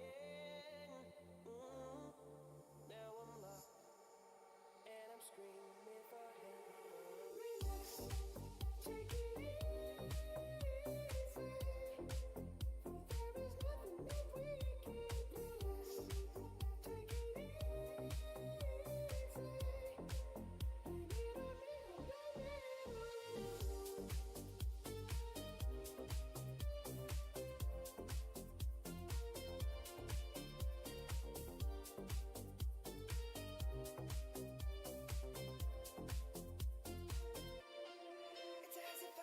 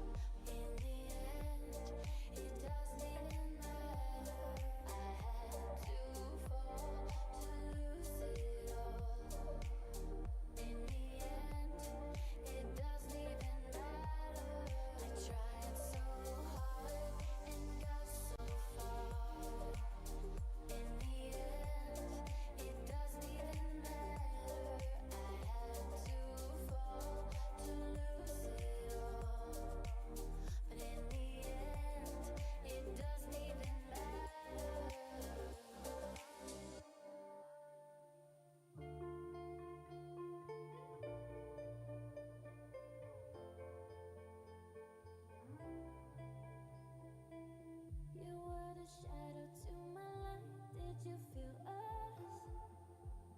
Another star, you fade away. Afraid our aim is out of sight. Wanna see us alive. Where are you now? Where are you now? Where are you now? Was it all in my fantasy? Where are you now? Were you only imaginary? Where are you now? I'm gonna see.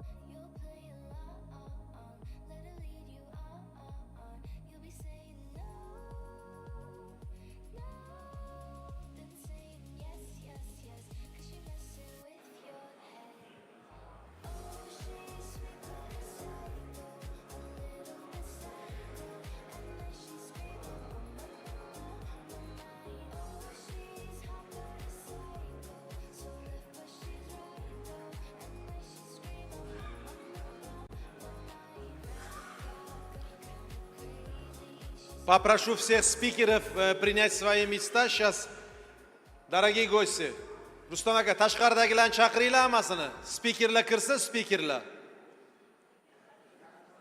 Reglamentga rioya qilaylik endi, iltimos. Tashqaridagilarni. Дорогие друзья, гости.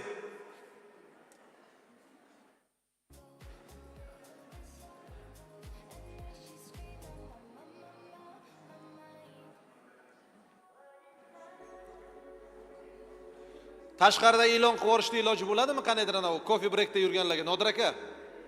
Nodir aka, coffee breakda yurganlarga e'lon qilsa bo'ladimi? Eshitiladimi? Tashqariga eshitilmaydimi? Попрошу всех зайти в зал. Дорогие участники нотариата.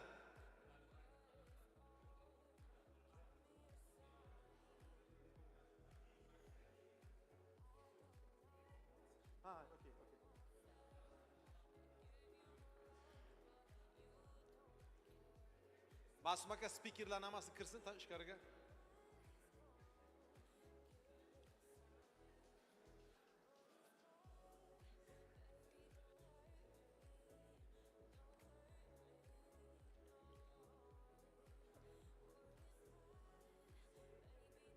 Я позову. Сейчас, да. Только постараемся теперь. Потом в регламенте Валерию.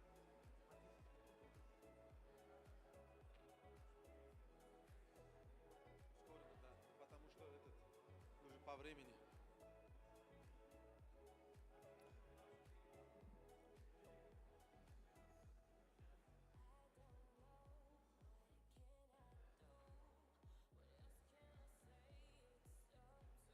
Спикеры все здесь, да, новые?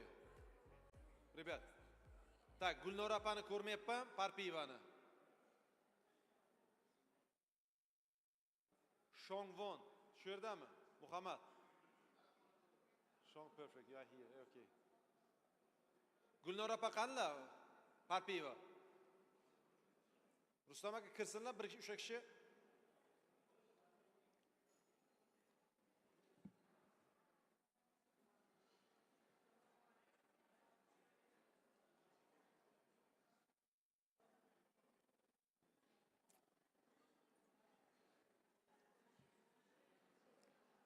Premyo efir ulanganmi? Ha? Stopda turdi, ha? Ha, bo'ldi, yaxshi.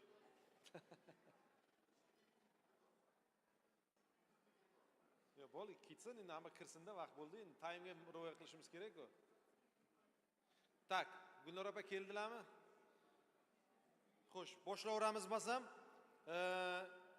men hurmat bilan spikerlarimizni davraga chaqiraman. Bektash Subhi, Ozarbayjon notarial palatasi a'zosi. Marhamat. Thomas Sajben, Vengriya fuqarolik notariuslar palatasi xalqaro ishlar direktori. Shong Won, bosh direktor, Singapur, Shong Won LLC. Marhamat. Valeriy Ishanu, Sharqiy Yevropa va Markaziy Osiyo bo'yicha Fransiya Oliy notariat kengashi vakili. Hamda Gulnora Parpiyeva, O'zbekiston Respublikasi Oliy sudi sudyasi. Marhamat. Hurmatli spikerlar, hurmatli yig'ilish ishtirokchilari, harakat qilaylik. Vaqtimiz endi spikerlarimizga iltimos qilamiz. Maksimal daqiqa 10 daqiqa bo'ladi. Sababi biz chunki vaqtimiz shunga to'g'ri kelib qoldi. Qiziqarli ma'ruzalarni tinglash uchun so'z navbati Bektash Subhi, Ozarbayjon notarial palatasi a'zosi. Marhamat.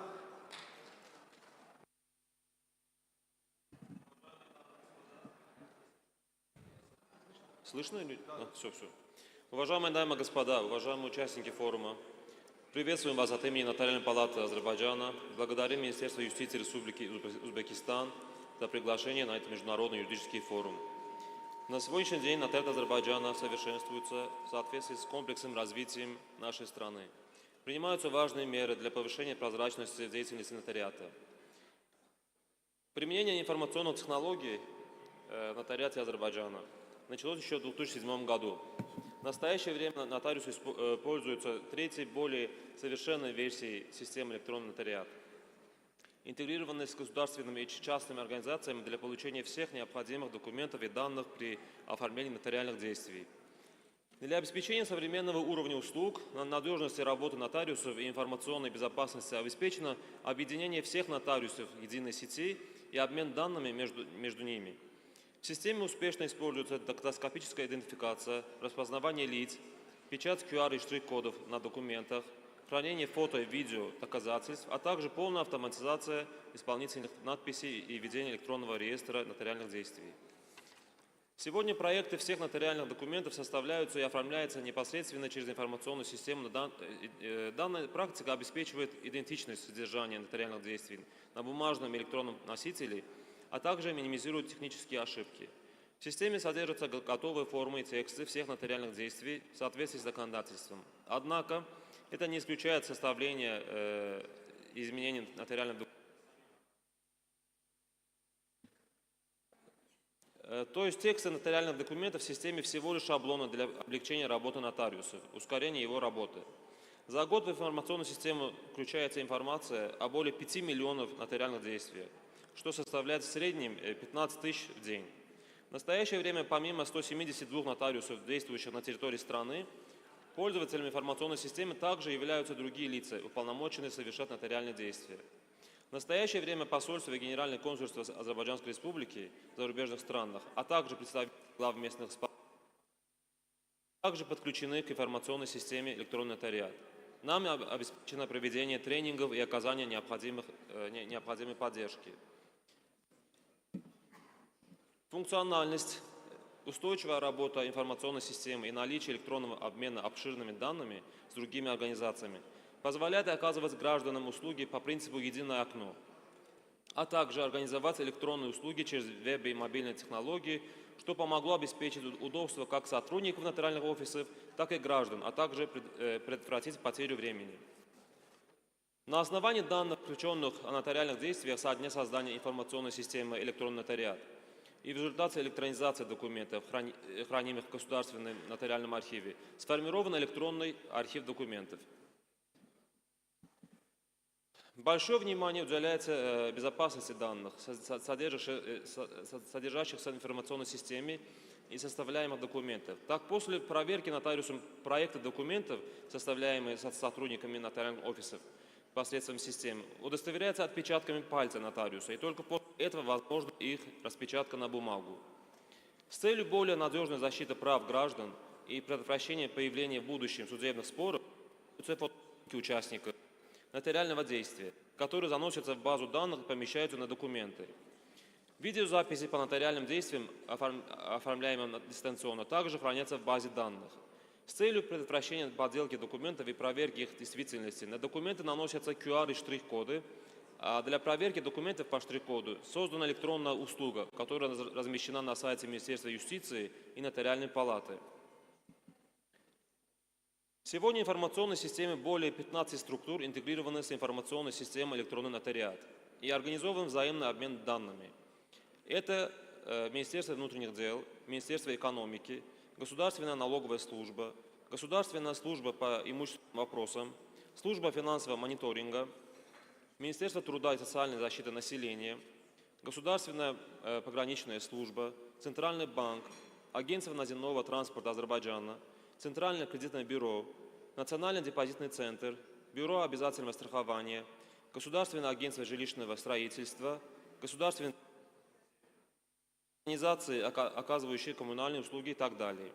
Благодаря организации обмена информацией количество требуемых от граждан бумажных документов сведено к минимуму, что устранило необходимость обращения гражданами документов.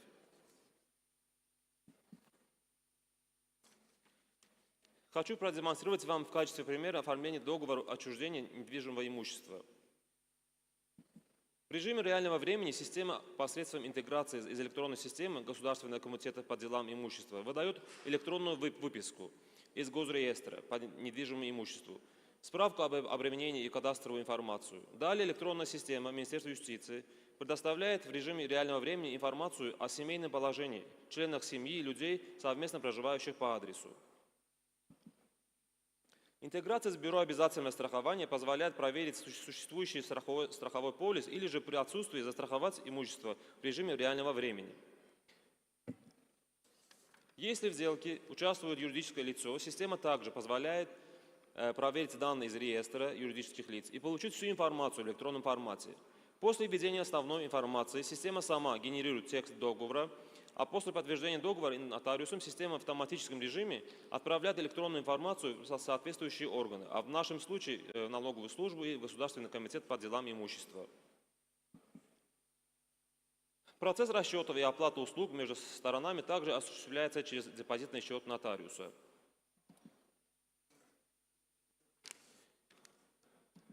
Хочу отметить, что согласно внесенному в законодательство изменению, начиная с 2016 года нотариусы нашей страны также действуют в качестве налогового агента в процессе передачи недвижимого имущества. Посредством системы упрощенный налог рассчитывается автоматически в соответствии с видом, площадью, зоной расположения недвижимого имущества и примененными налоговыми коэффициентами и отображается в договоре.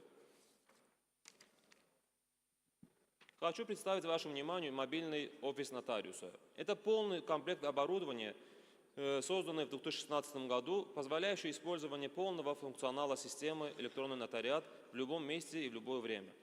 В настоящее время все нотариусы нашей страны обеспечены такими кейсами, что делает возможным оказание гражданам выездных услуг из любого места. Представляю к вашему вниманию короткий видеоролик. Notariat sənədlərinin rəsmiləşdirilməsi sahəsində səyyar xidmətlərə tələbatın artması ilə əlaqədar, həmçinin əhalinin məmnunluğunun təmin edilməsi üçün müasir avadanlıqla təchiz edilmiş elektron notariat informasiya sisteminə birbaşa çıxışı olan 24 saata qədər fasiləsiz işləyən xüsusi çantalar hazırlanmışdır. Gördüyünüz bu çanta vasitəsilə notariuslar artıq heç bir məkana bağlı olmadan bütün növ notariat hərəkətləri üzrə səyyar xidmət göstərə bilərlər. Kompakt, istifadəsi və daşınması kifayət qədər rahat olan bu çanta, kompüter, skaner, həmçinin çap qurğusu, ehtiyat enerji mənbəyi və videokamera ilə təchiz edilmişdir. İstifadənin rahatlığı məqsədi ilə çantanın üst qapağının çıxarılması da mümkündür. Burada gördüyünüz çoxsaylı qovluq ciblərdə zəruri sənədlər saxlanıla bilər. Həmçinin çantanın içərisində yerləşən çap qurğusunda blank və kağızların yerləşdirilməsi çox sadədir. Çantada həm naqil vasitəsilə daimi enerji mənbəyindən, həm ehtiyat enerji mənbəyindən istifadə olunur. Notarius istənilən yerdən naqilsiz şəbəkə avadanlıqları vasitəsilə elektron notariat informasiya sisteminə giriş imkanı əldə edərək bütün növ notariat hərəkətlərini rəsmiləşdirə bilər.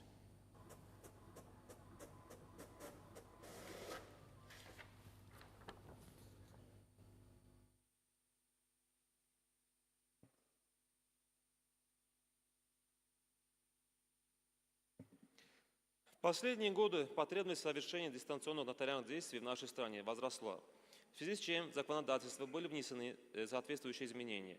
Как наиболее наглядный пример основы совершения нотариальных действий дистанционно хочу представить вашему вниманию приложение «Мобильный нотариат».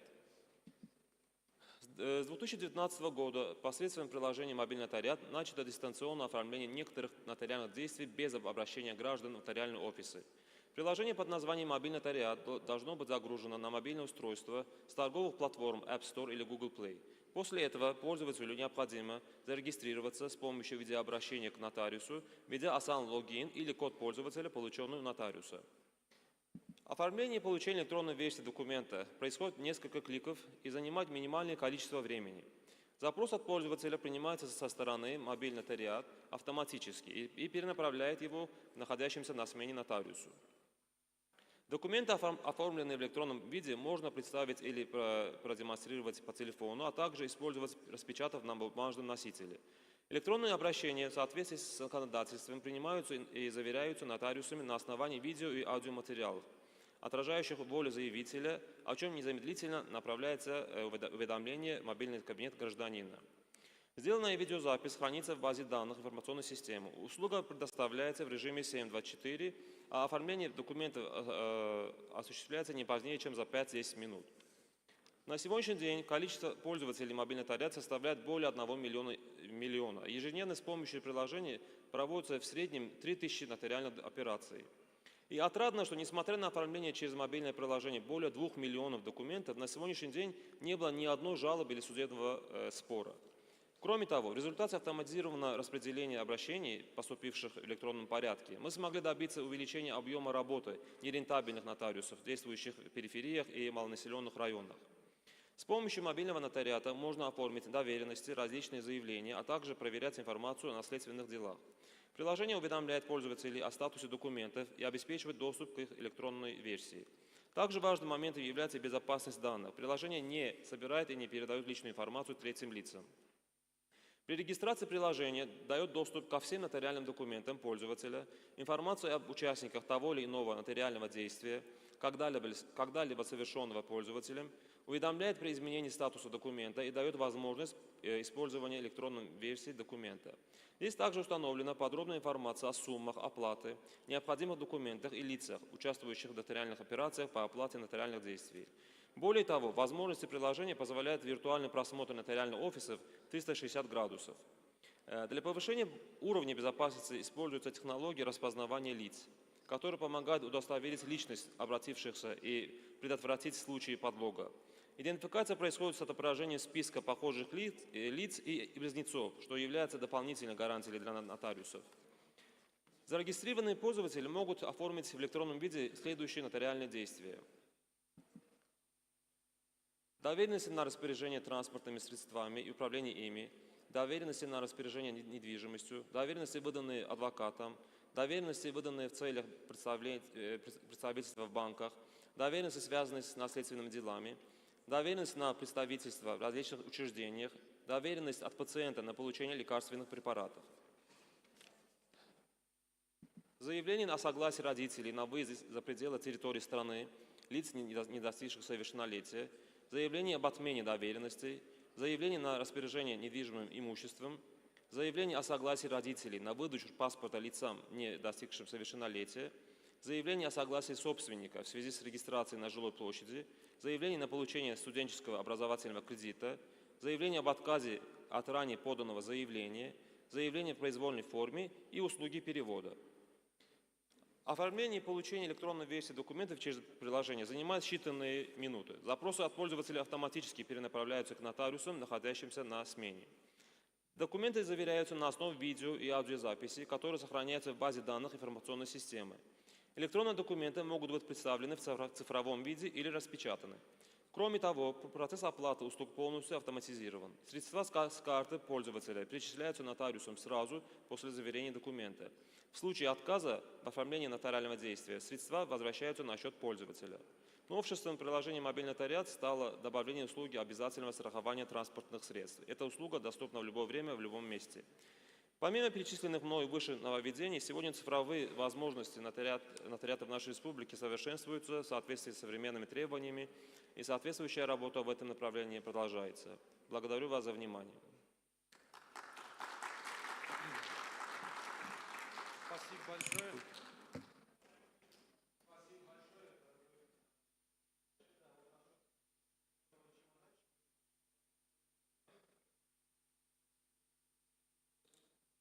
Очень актуальная тема, как раз вот чемоданчик, да, как раз вот именно для выездных нотариальных действий. Есть люди, которые не умеют пользоваться вот именно мобильными телефонами, для них, людей пожилого возраста, им будет очень актуально пользоваться данным, как сказать, чемоданчиком, где есть сканер, где есть принтер, где есть сам ноутбук, и даже отпечатки пальца. И еще кроме того, что мы как раз вот это мы тоже давно рассматриваем, вопрос как раз с Министерством юстиции совместно, мобильный нотариат, приложение. Это очень тоже актуально и удобно. Прям, да, можно через сайт посмотреть, enotarius.uz у нас, но мобильный нотариат тоже было бы актуально. Как раз у нас есть профессиональные разработчики, вот они в зале, вот у меня такая, Шаурхака. Это вот им тоже отдельное спасибо за вот эту всю работу. Я бы, честно сказать, можно бы похлопать. Это вот эти люди, которые вот днем и ночью как бы стараются сделать все то, что было лучше для нотариусов и для нашего населения. Спасибо, ребята, вам отдельное. Так, теперь я бы хотел предоставить слово представителю из французского нотариата Валерию Шану. Пожалуйста, Валерий, слово вам.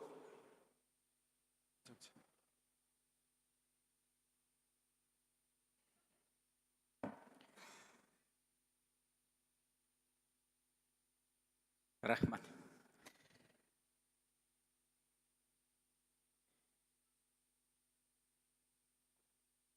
сложная задача. У нас после такой божественный обед, божественный плов, я сижу и думаю, как я могу быть интересен для вас.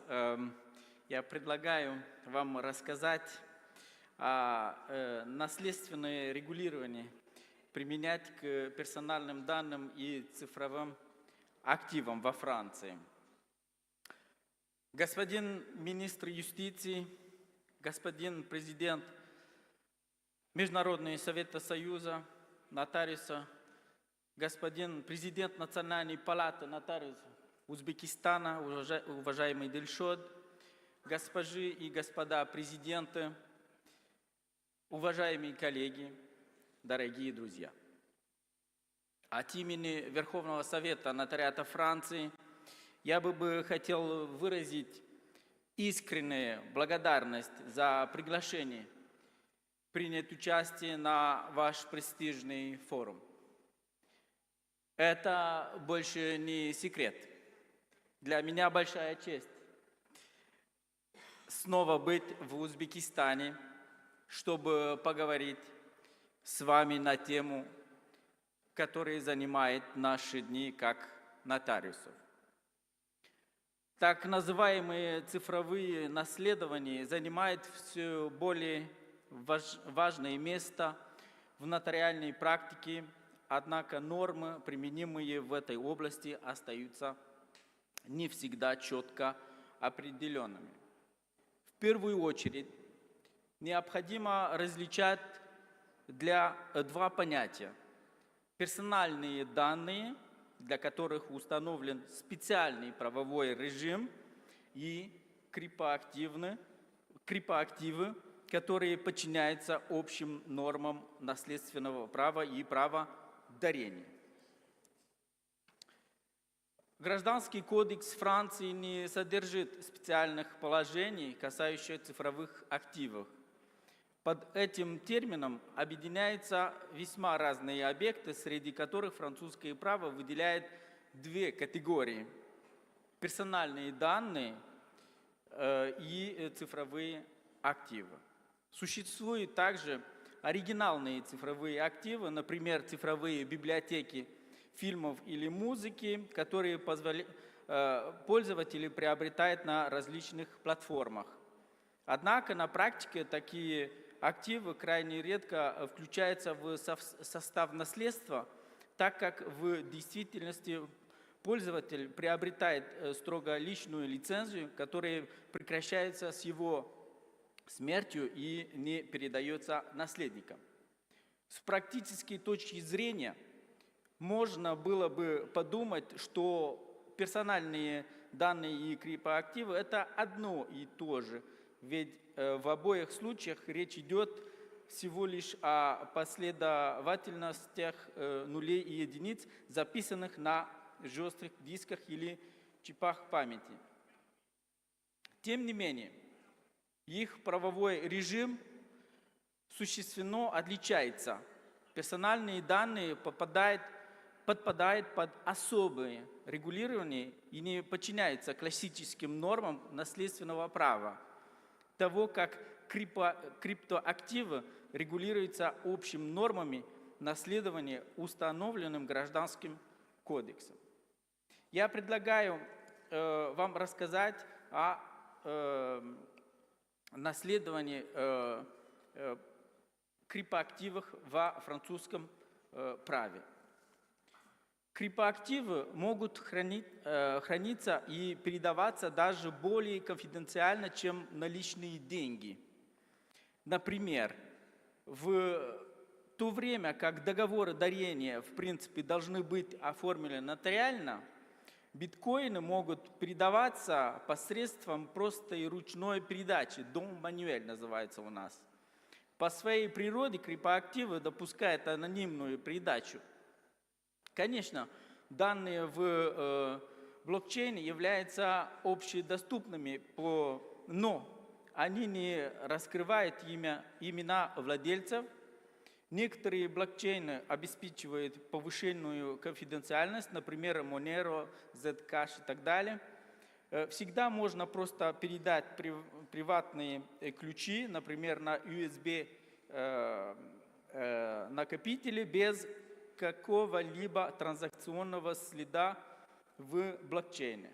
Однако, как только получатель активов пожелает их реализовать, обменять на деньги, средства поступят на его банковский счет. И эта операция станет видимой для банка и значит и для налоговой администрации. Вот почему на практике всегда рекомендуется обращаться к нотариусу, чтобы обеспечить безопасность сделки. Франция начала регулировать цифровые активы на национальном уровне до введения общеевропейских норм. Так, закон ПАКТ 2019 года положил начало этому регулированию, который теперь в значительной степени охвачен регламентом МИКа 2023 года. Эти нормативные акты внесли существенный вклад в правовое регулирование криптоактивов, но они касаются рыночного регулирования, а не гражданского правового. Нигде не объясняется, как именно можно передать биткоины, и судебная практика в этой области практически отсутствует.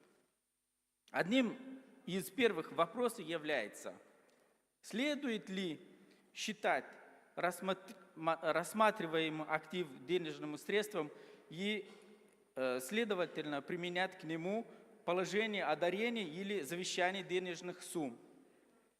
В общем случае нет. Закон ПАКТ 2019 года прямо указывает, что криптоактивы не обладают статусом законного платежного средства. Однако в некоторых случаях криптовалюты могут быть квалифицированы как электронные денежные токены согласно регламенту МИКа. Также такие же сомнения возникают и в связи с вопросом, следует ли рассматривать криптоактив как финансовый инструмент. Для нотариусов этот вопрос может иметь существенные налоговые последствия, поскольку существует множество специальных положений для акций и облигаций, которые неприменимы к криптоактивам. Даже если эти вопросы будут урегулированы, основные сложности остаются техническими. Контролирует ли владелец свои приватные ключи? Должны ли активы быть сначала переведены на адрес, контролируемый нотариусом, прежде чем перейти к получателю дарения, как это обычно делается с деньгами? На практике многие люди не имеют аккаунта на криптобирже и не владеют личным криптокошельком, тогда как в банковский счет есть практически у всех.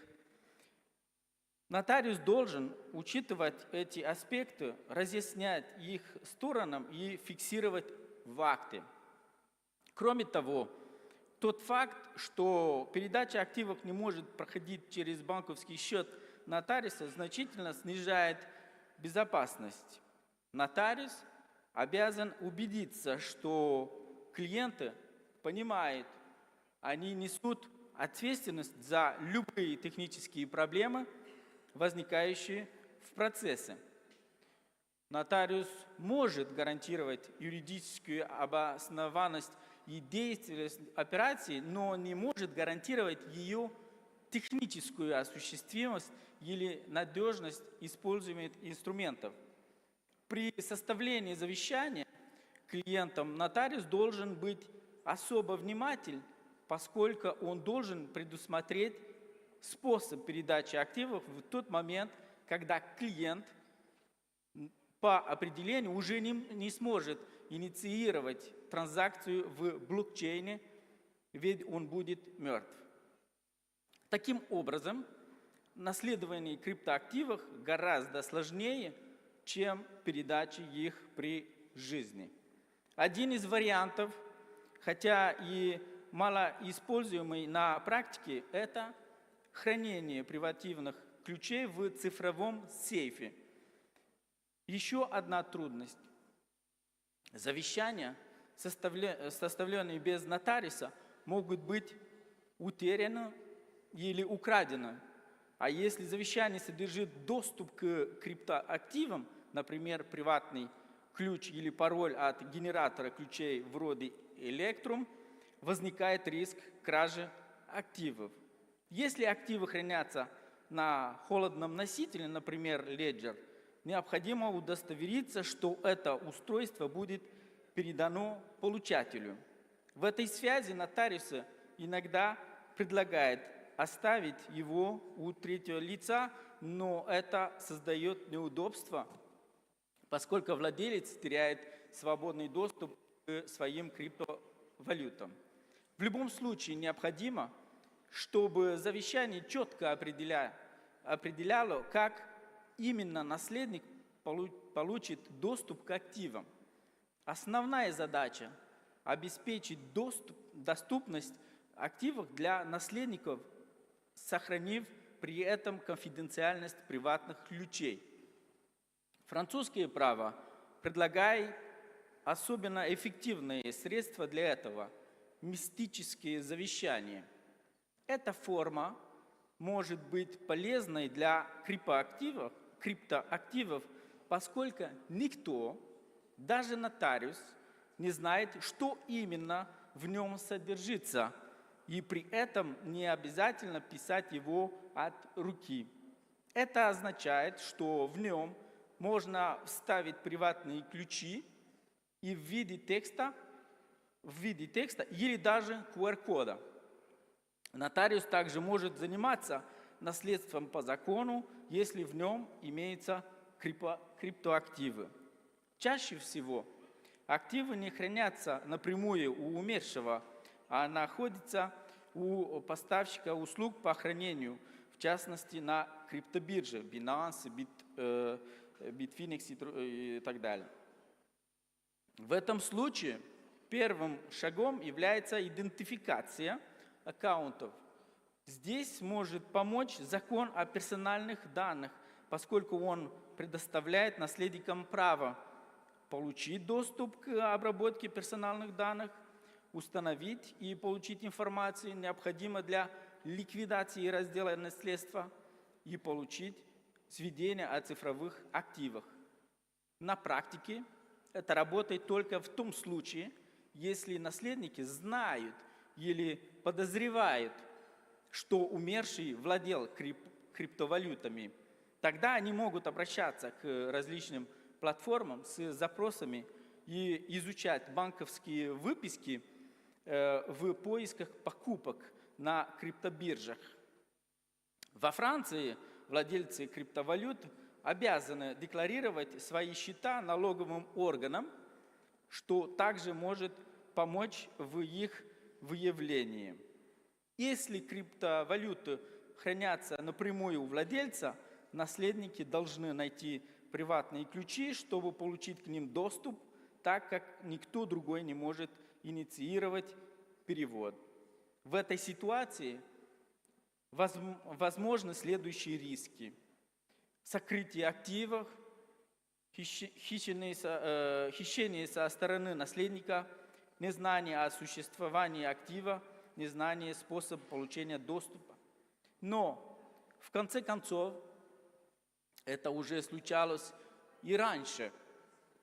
Кто-то мог спрятать золото и умереть, не сообщив никому, или наследник мог скрыть ценные вещи, наличные, картины, украшения и так далее от других или от государства. Таким образом, традиционные нотариальные инструменты, если они правильно применяются, должны быть вполне достаточными для преодоления подобных трудностей. Благодарю вас за внимание.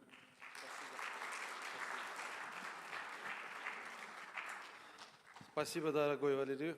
Я не стал вас прерывать, хоть вы не соблюдали регламент, потому что тема была очень интересная. Я помню, даже в Самарканде 2 года назад он тоже такой актуальный вопрос поднял, тогда все удивлялись. Вопрос был о том, что контенты и людей, которые находятся в Фейсбуке, о их переходе в наследственное дело. Тогда для нас все это было как-то интересно. Сегодня тоже опять криптовалюта, это все входит в нашу жизнь реальную. Я не хочу комментировать, потому что по времени у нас 3 спикера, а время очень маленькое. Слово предоставляется Томасу Сажбану. Пожалуйста, из Венгрии спикер Томас Сажбан. If you want, you can make it a seat, or if you want, you buy this place. The host.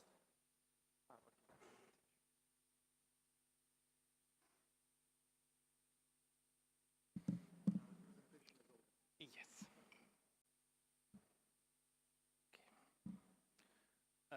Ladies and gentlemen, hello, thank you very much for being here, for coming back and attending this this short presentation on artificial intelligence in the provision of notarial practice, notarial services. Well, how to start and where to start? This is always a big question, and I would like to start with some misunderstandings around the AI.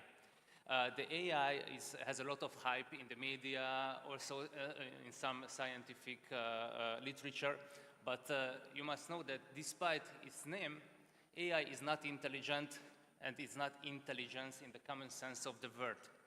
This also means that AI is not able to think and is not able to understand what you write into it, and is not able to understand things at all. I heard a lot of times that AI is creative, AI has creativity. This is not true. A software tool is not creative at all and cannot have the skill of creativity for the moment. It is very important in the legal world that AI cannot put things into context, cannot understand, cannot put things into context. That's why it has some deficiencies. After this short introduction, you would say that I'm anti-AI. This is the contrary, because I'm very much pro-AI, I'm very much a friend of the AI technology, and I think that for the notarial services, the AI can help notaries in facilitating, streamlining, and accelerating their activities. If the given AI systems are used properly, proper use is the key. So AI can be tool in the hands, an assistance tool in the hands of the notaries and also in the hands of other legal professionals, but here we are in the section on notaries. And in advance, I would like to emphasize that currently there is no AI solution which can replace notaries. I put the word currently because you never know what the future holds. Maybe in some years, some decades, I don't know when, some solutions, some technological solutions, some AI solutions will come up which can have the skills, which can have the competencies of notaries. But for the moment, that's not the case at all, mostly due to these deficiencies, which you can see on this slide. About some words about the potential ways of AI used by notaries. In this slide, you can see a strictly non-exhaustive list of the potential use cases of the AI technology by notaries. First of all, notaries can use AI technology in order to generate their acts, generate notarial documents, notarial acts. After that, they can use AI technologies also to check the correctness and the completeness of the notarial deeds. AI technologies can remove, for example, typos, can detect and highlight missing or contradictory clauses in the notarial acts, and can also spot the outdated legislative references, legislative provisions which can be found in the given notarial acts. After the document is ready, after the notarial act is ready, AI can also give assistance to the notaries for classification, storage, and retrieval of notarial acts. The next one is the speech-to-text transcriptions. For instance, this AI solution can be used if the notary has to record in writing what was said in a general meeting of a company. This is, in several countries, a notarial competence. That's why it can be also useful to use this technology in this context. Notaries and also other legal professionals have to read a lot of documents. These are many, many times long and sometimes really boring documents. And somehow the notaries as humans have limitations in attention, in the attention which they can invest in reading these documents. That's why AI can facilitate this task of the notaries by summarizing and analyzing the given documents they have to use and apply in their practices. The last point is the machine translation. Machine translation, I think all of us use is not only for professional purposes, but also in the private life, the machine translation solutions. Here, I think there is one key issue and one key question to take into consideration. This is important that the notary, if he or she doesn't speak at a very high level the target language, shouldn't use machine translation solution. For instance, I don't speak Uzbek at all, and I wouldn't take the risk to translate any notarial act into Uzbek because I cannot control myself the correctness of the given translation. And if I take a summary of this potential waste of use, I must emphasize that the notary has always must always remain the decision maker, the final decision maker in each and every case. This means that even if the AI output seems to be perfect, the notary has to go through all the points of the given act and correct him or herself what is in the act. This is the avoidance of the so-called automation bias. Automation bias, in simple words, is the over-reliance on machine solutions, on digital solutions. This has to be avoided by the notaries. In each and every case, they are using AI technologies. And one more thing in which notaries can be very well assisted by the AI solutions. Many of the speakers mentioned the so-called distance notarial acts. Distance notarial acts are drawn up by the notary, but without the physical presence of the client. Video conferencing solutions are used in this case. What does it mean in practice? It means that somehow something from the physical interaction is lost on the screen through the video conferencing network. And in this case, there is a risk that the identity of the client cannot be verified correctly.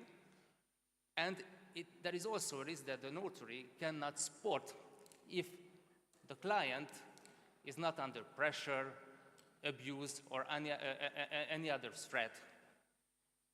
For these situations, I think that the facial recognition technology and the emotion recognition technology can assist very efficiently the notaries. The facial recognition technology is very good because currently the AI cannot see in the biological sense of the word, but can detect things which cannot be detected by the human eye. And if the human eye and the AI technology are combined, this can enhance the security of the given distance notarial procedure and can lead to more security to the clients.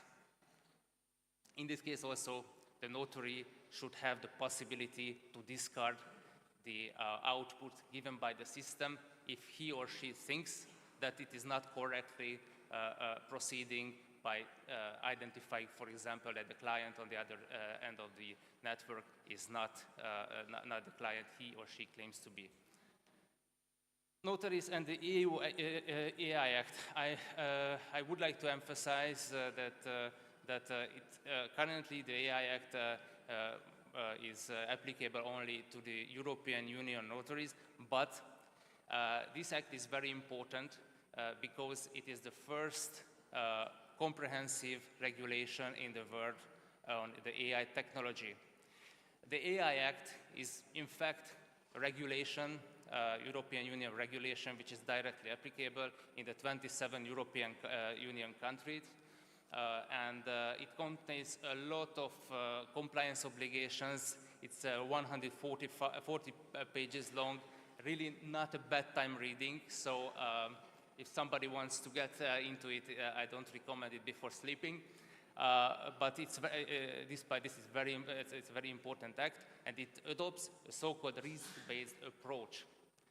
And the big question which we can ask ourselves is if notaries are under the scope of the EU AI Act, if notaries should take into consideration the provisions of this act. The first question we should ask ourselves whether we are facing an AI system.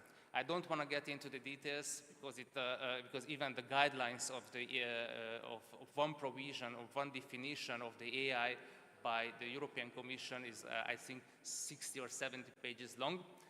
But first, if you are facing as a notary an AI system, you have to ask yourself, of course, the second question. Do notaries and or notarial organizations fall under the personal scope of the AI Act? This is a very important, interesting question because the word notary is not mentioned at all in the Act itself.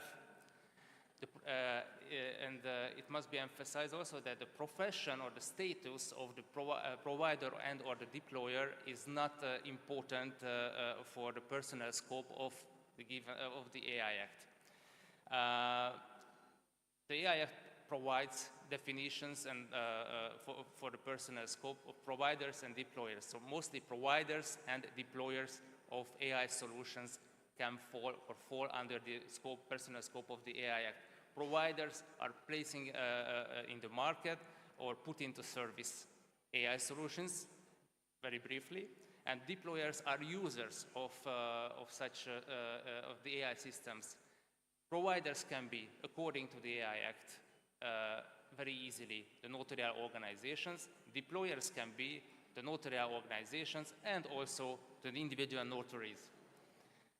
If we can make sure that the notary or notarial organization falls under the personal scope of the AI Act, we have to ask ourselves the next question, under which category he or she or it falls. There are the so-called prohibited AI practices, and notaries are protecting the interests, rights, including fundamental rights of the clients. It's very, very unlikely that any AI solution falls under the prohibited category. The high-risk systems are very interesting. High risk doesn't mean prohibition. High risk means that if a given solution, a given AI system is qualified under this category, there are a lot of compliance obligations which have to be taken into consideration. Without getting into the details, I identified two systems myself which can or may fall under the high-risk category in the notarial realm. The first one are the emotion recognition systems. The second one is very interesting because it requires further interpretation from the European Commission and or from the European Court of Justice. And these are the AI systems which are used by judicial authorities or on their behalf. And the big question is, are notaries, in the sense of the AI Act, judicial authorities or not? My understanding is that, for instance, in Hungary, in my country, notaries proceeding in succession proceedings as first instance court can easily fall under the term judicial authority. So it is, but it must be clarified later on. And my time is really up, and I just want to mention a couple of things very briefly. The high-risk category AI systems have exceptions, hopefully, because like that the European institutions reduce the scope, the personal and the material scope of the AI Act quite easily. This is to be read, and after that we don't have to forget that the AI Act regulates only some aspects and some types of AI systems. There are a lot of other AI systems which can be used by notaries who are, which are out of the scope of the AI Act. And also in these situations, personal data protection, confidential data protection, IP, intellectual property rights protection, and other provisions of the given EU and national acts have to be taken into consideration. I always say that if you want to use an AI technology as a notary, you have to take some precautions. You have to act diligently. And which AI solutions to use? I identified the so-called off-the-shelf systems, and the off-the-shelf systems like the ChatGPT, like Microsoft Copilot. I never recommend the use of this system by notaries, but if you as a notary would like to use these systems, do it with care. For instance, about personal data, just anonymize the data which you use in your prompts, and after that you can avoid the unnecessary bad surprises. But the best solutions are always the internal solutions, internally developed AI solutions by given notarial chambers and notarial institutions, with the combination of some trusted external providers. Excuse me that I'm really sorry that I exceeded the time limit, but this is all I wanted to share with you about the AI. Thank you very much for your attention. Спасибо большое. Не буду комментировать, потому что было все четко, ясно, корректно, но вопросы еще все-таки есть и будут они всегда. Так что следующий спикер Шон Вонг, пожалуйста, Сингапур. Пока еще не устали? Distinguished guests, colleagues, and our fellow legal practitioners, a very warm good afternoon, and thank you very much to let me address this esteemed forum in this historic city where East meets West along the Silk Road. Today, I'd like to address a challenge that many of us in the notarial professions face: the diversity of powers, rights, and limitations notaries public encounter when dealing with cross-border documents. As someone practicing in Singapore, I've witnessed firsthand how our civil law neighbors and common law counterparts approach notarial acts in a quite different manner. To truly understand the scope of challenge, we must first examine the remarkable diversity of notarial systems that exist around the world. Globally speaking, notaries public serve as trusted intermediaries in legal matters, but their powers vary dramatically across the world based on different legal traditions. In civil law jurisdictions such as France, Germany, and the Netherlands, notaries are highly specialized legal professions with extensive powers. They draft documents, they verify their veracity and legalities, they maintain original documents in their archives, and their acts carry significant evidential weights. In Central Asian countries, and Russians and many more, notaries traditionally hold considerable power within the legal system. The notarial tradition in these regions, based firmly in civil law, grants notaries extensive powers to authenticate transactions, certify wills, and verify property rights. Countries in this region have largely maintained these robust notarial functions while adapting to the modern needs with varying approaches across different jurisdictions. Conversely, if you look at common law jurisdictions such as Singapore, the United Kingdom, and Australia, notaries primarily authenticate signatures, administer oaths, and certify copies. Their roles is more limited compared to their civil law counterparts. This striking diversity, while rich in legal traditions, create significant practical challenges when documents must cross borders between different jurisdictions. What is standard practice in one jurisdiction may be out of scope of a notary's powers in another jurisdiction. A common issue arises when documents authenticated in one jurisdiction needs its recognition in another with a different notarial traditions. The receiving jurisdictions might expect a notarial acts that simply don't exist in the originating jurisdiction.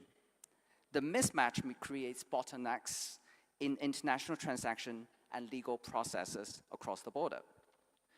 To illustrate how these challenges manifest in practice, let me share some perspective from my own jurisdiction of Singapore. In Singapore, like many other common law countries, our notaries public operate under the Notaries Public Act, with powers primarily focused on authenticating and certifying signatures, administering oath and affirmations, certifying copies of documents, and noting and protesting bills of exchange. However, unlike those civil law counterparts, Singapore notaries cannot verify the veracity of the contents of a document. It cannot draft legally binding documents with the same authority as civil law notaries, and we do not maintain archives of original documents. These limitations become particularly evident when we encounter specific cross-border cases. And let me share a real example that highlights the practical implication of these jurisdictional challenges. We have a Dutch notary which requests for a Singaporean notary to confirm a veracity of a document, a contents of a document produced in Singapore. This creates an impasse because the Dutch notary is operating from a civil law tradition where notaries regularly verify documents. But in Singapore, our notaries is limited by our legal framework and cannot provide such verifications. And therefore, the document remained in limbo, unable to proceed through the Dutch legal process. So what is the solution then? The answer is a complementary service. A Singapore lawyer must be engaged to produce a legal opinion that verifies the contents of the documents. This legal opinion, while not a notarial act, fulfills the substantive needs of the Dutch notaries. This example highlights the essential points of my address today, the needs for flexibility and awareness in cross-border notarial matters. It is in my humble opinion that all notaries public must understand the limitation of their own powers, recognize the different expectations from foreign jurisdictions, be familiar with complementary services that can bridge these gaps, and last, to develop networks with legal professionals who can provide these complementary services. Without the awareness of the flexibility, international trade, family matters, and legal proceedings face unnecessary delays and complications. The question then becomes, how do we cultivate this flexibility and awareness in practical terms? I'd like to propose several concrete approaches that could help bridge these jurisdictional divides. First, education is crucial. Continuing professional development should include comparative notarial practices from major jurisdictions. Second, we need better international cooperations. Organizations such as the International Union of Notaries can facilitate understanding between civil and common law notarial practices. Third, technology offers new solutions. Blockchain or digital verification systems may eventually create standardized verification processes that transcend jurisdictional differences. Last, we should develop clear referral pathways for complementary services when notarial limitations are encountered. As we look into the future of our professions in this increasingly globalized world, I believe these principles will be more essential to our continued relevance and effectiveness. To sum up, the diversity of the notarial system worldwide reflects our rich legal heritage, but at the same time creates practical challenges in our increasingly connected world. By acknowledging these differences, remaining flexible and in our approaches, and leveraging complementary services, we can ensure cross-border documents flow smoothly despite jurisdictional borders. As notaries public, our ultimate goal is to facilitate legitimate transactions and legal certainties. Sometimes this means knowing when to step aside and allow complementary services to fulfill needs beyond our powers. Thank you for your attention.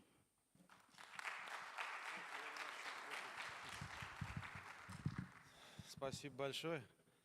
Честно сказать, всегда говорю, нотариат неправильно регламентируется, он безграничен. Вот сегодня мы еще раз убедились, сегодня у нас были спикеры не только нотариусы, еще регуляторы, как раз Министерство юстиции были, и еще сегодня у нас был мост.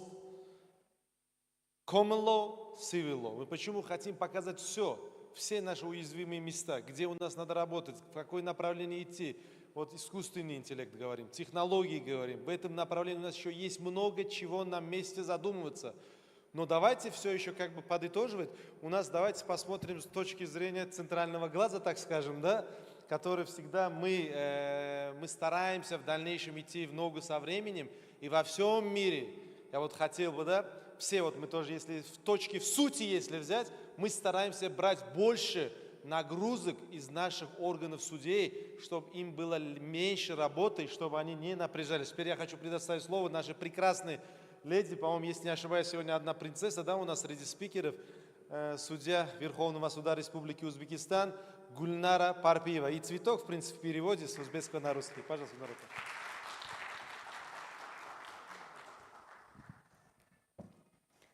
Assalomu alaykum, hurmatli mehmonlar, forum ishtirokchilari.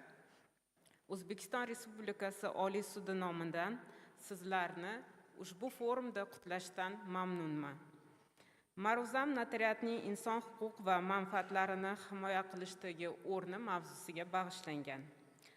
Konstitutsiyamizda adolat, jamiyat va davlat munosabatlarining markaziy g'oyasi sifatida belgilangan bo'lib, unda inson huquqlari, erkinliklari va qonuniy manfaatlarining himoyasi kafolangan.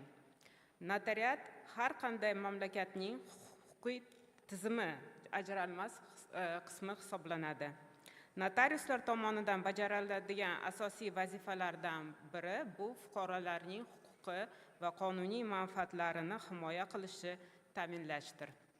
Notariuslarning ayrim faoliyatlari orqali sudlar tomonidan odil sudlovni amalga oshirishdagi ko'magi haqida to'xtalsam.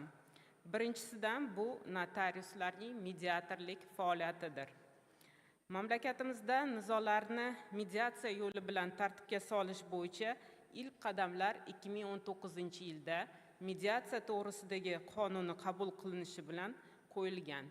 2020-yildan boshlab mediatorlik vakolatlari notariuslarga ham berilib, ular mulkiy va meros masalalari bo'yicha nizoda mediator sifatida ish olib yuritadi. Mediatsiya tartib tamoyilini amalga oshirishda notariuslar taraflar bilan uchrashuvlar o'tkazadi. Mediatsiyaning maqsadi, huquq va majburiyatlari haqida tushuntiradi, nizoni hal etishga doir tavsiyalar beradi va nizoni tartibga solish turini taklif qiladi. Bugungi kunda respublikamizda 1985 nafar mediatorlar ro'yxatdan o'tgan bo'lib, ulardan 1042 nafari, ya'ni 53%ni notariuslar tashkil etadi. Mandan oldin aytib o'tilgan mavzuda bugungi kunda O'zbekistonda 1100 ta xususiy notariuslar faoliyat olib borilayotganligi ta'kidlab o'tildi va deyarli bu barcha notariuslarimiz hozirda mediatorlik faoliyatini ham olib borilishi maqtovga sazovordir. Mediatsiya institutini sudlarga ham kirib kelishi Prezidentning 2020-yil 17-iyundagi nizolarni muqobil hal etishning mexanizmlarini yanada takomillashtirish chora-tadbirlari to'g'risidagi qarori bilan amalga oshirildi. Hozirda mediatsiya instituti sudlarda asosan oilaviy nizolar, kredit masalalari, zarar, va qarz undirishga oid nizolarni o'zining ijobiy natijasini ko'rsatmoqda va taraflar mediatsiya kelishuvi tuzishga erishganligi uchun arizalarni ko'rmasdan qoldirish soni sudlarda oshib bormoqda. Keyingi notariuslarning yana bir vazifasi bu dalillarning ta'minlashdir.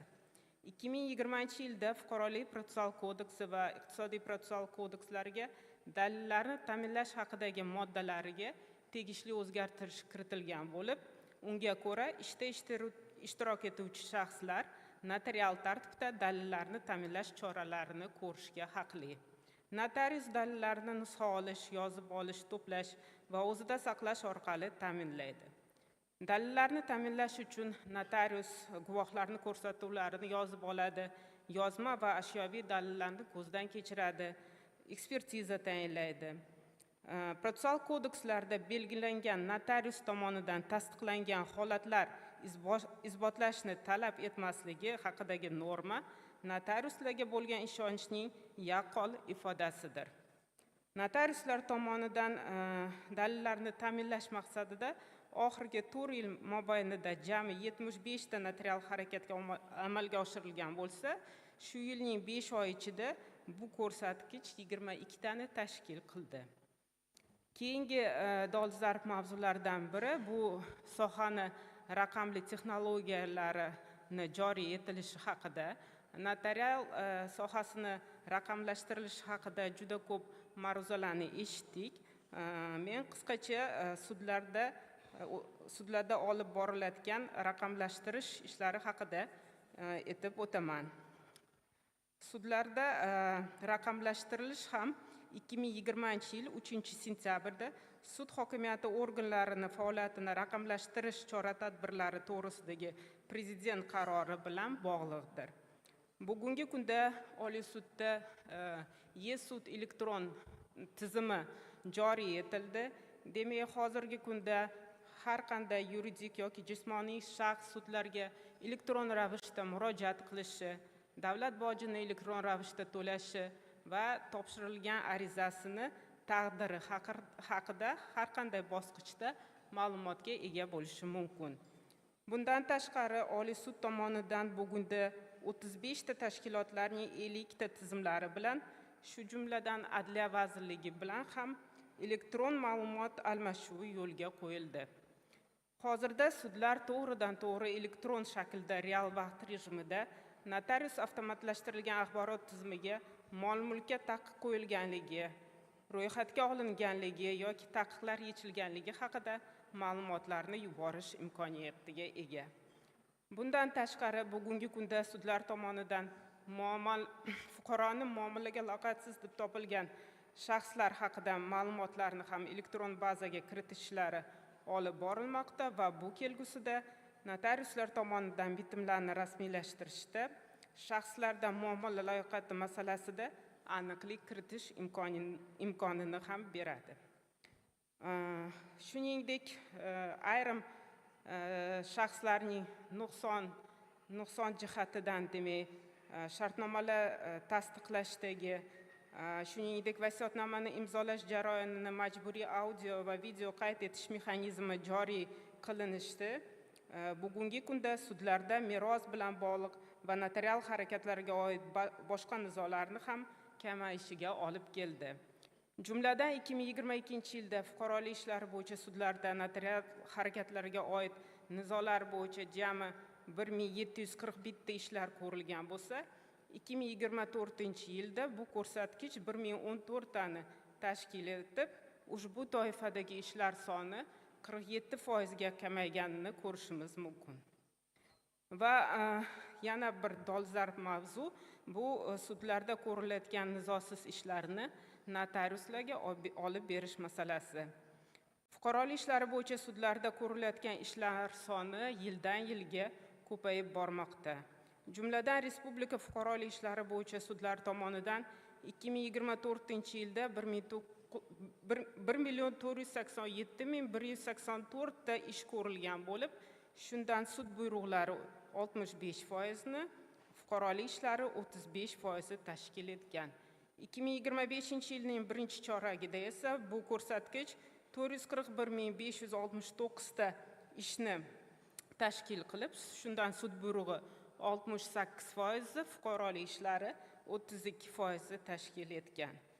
Bugungi kunda nizosiz talablar bo'yicha sud buyrug'ini chiqarish doirasini qisqartirib, sudlarning yuklamasini kamaytirish maqsadida Fuqarolik protsessual kodeksi, iqtisod protsessual kodeksi va notariat to'g'risidagi qonuniga tegishli o'zgartirish va qo'shimchalar kiritish to'g'risida qonun loyihasi ishlab chiqildi. Hozirda bu holat esa ham notariuslarga bo'lgan ishonchning yanada ortishi bilan ular zimmasiga ulkan mas'uliyatni ham yuklaydi. So'zimning yakunida notariatning inson huquq va manfaatlarini himoya qilishdagi yuksak o'rnini e'tirof etgan holda Oliy sud bu masalada hamkorlikni davom ettirishga tayyorligini bildiraman. Xalqaro yuridik forum ishiga muvaffaqiyatlar tilayman. E'tiborlaringiz uchun tashakkur. Katta rahmat Gulnor opa.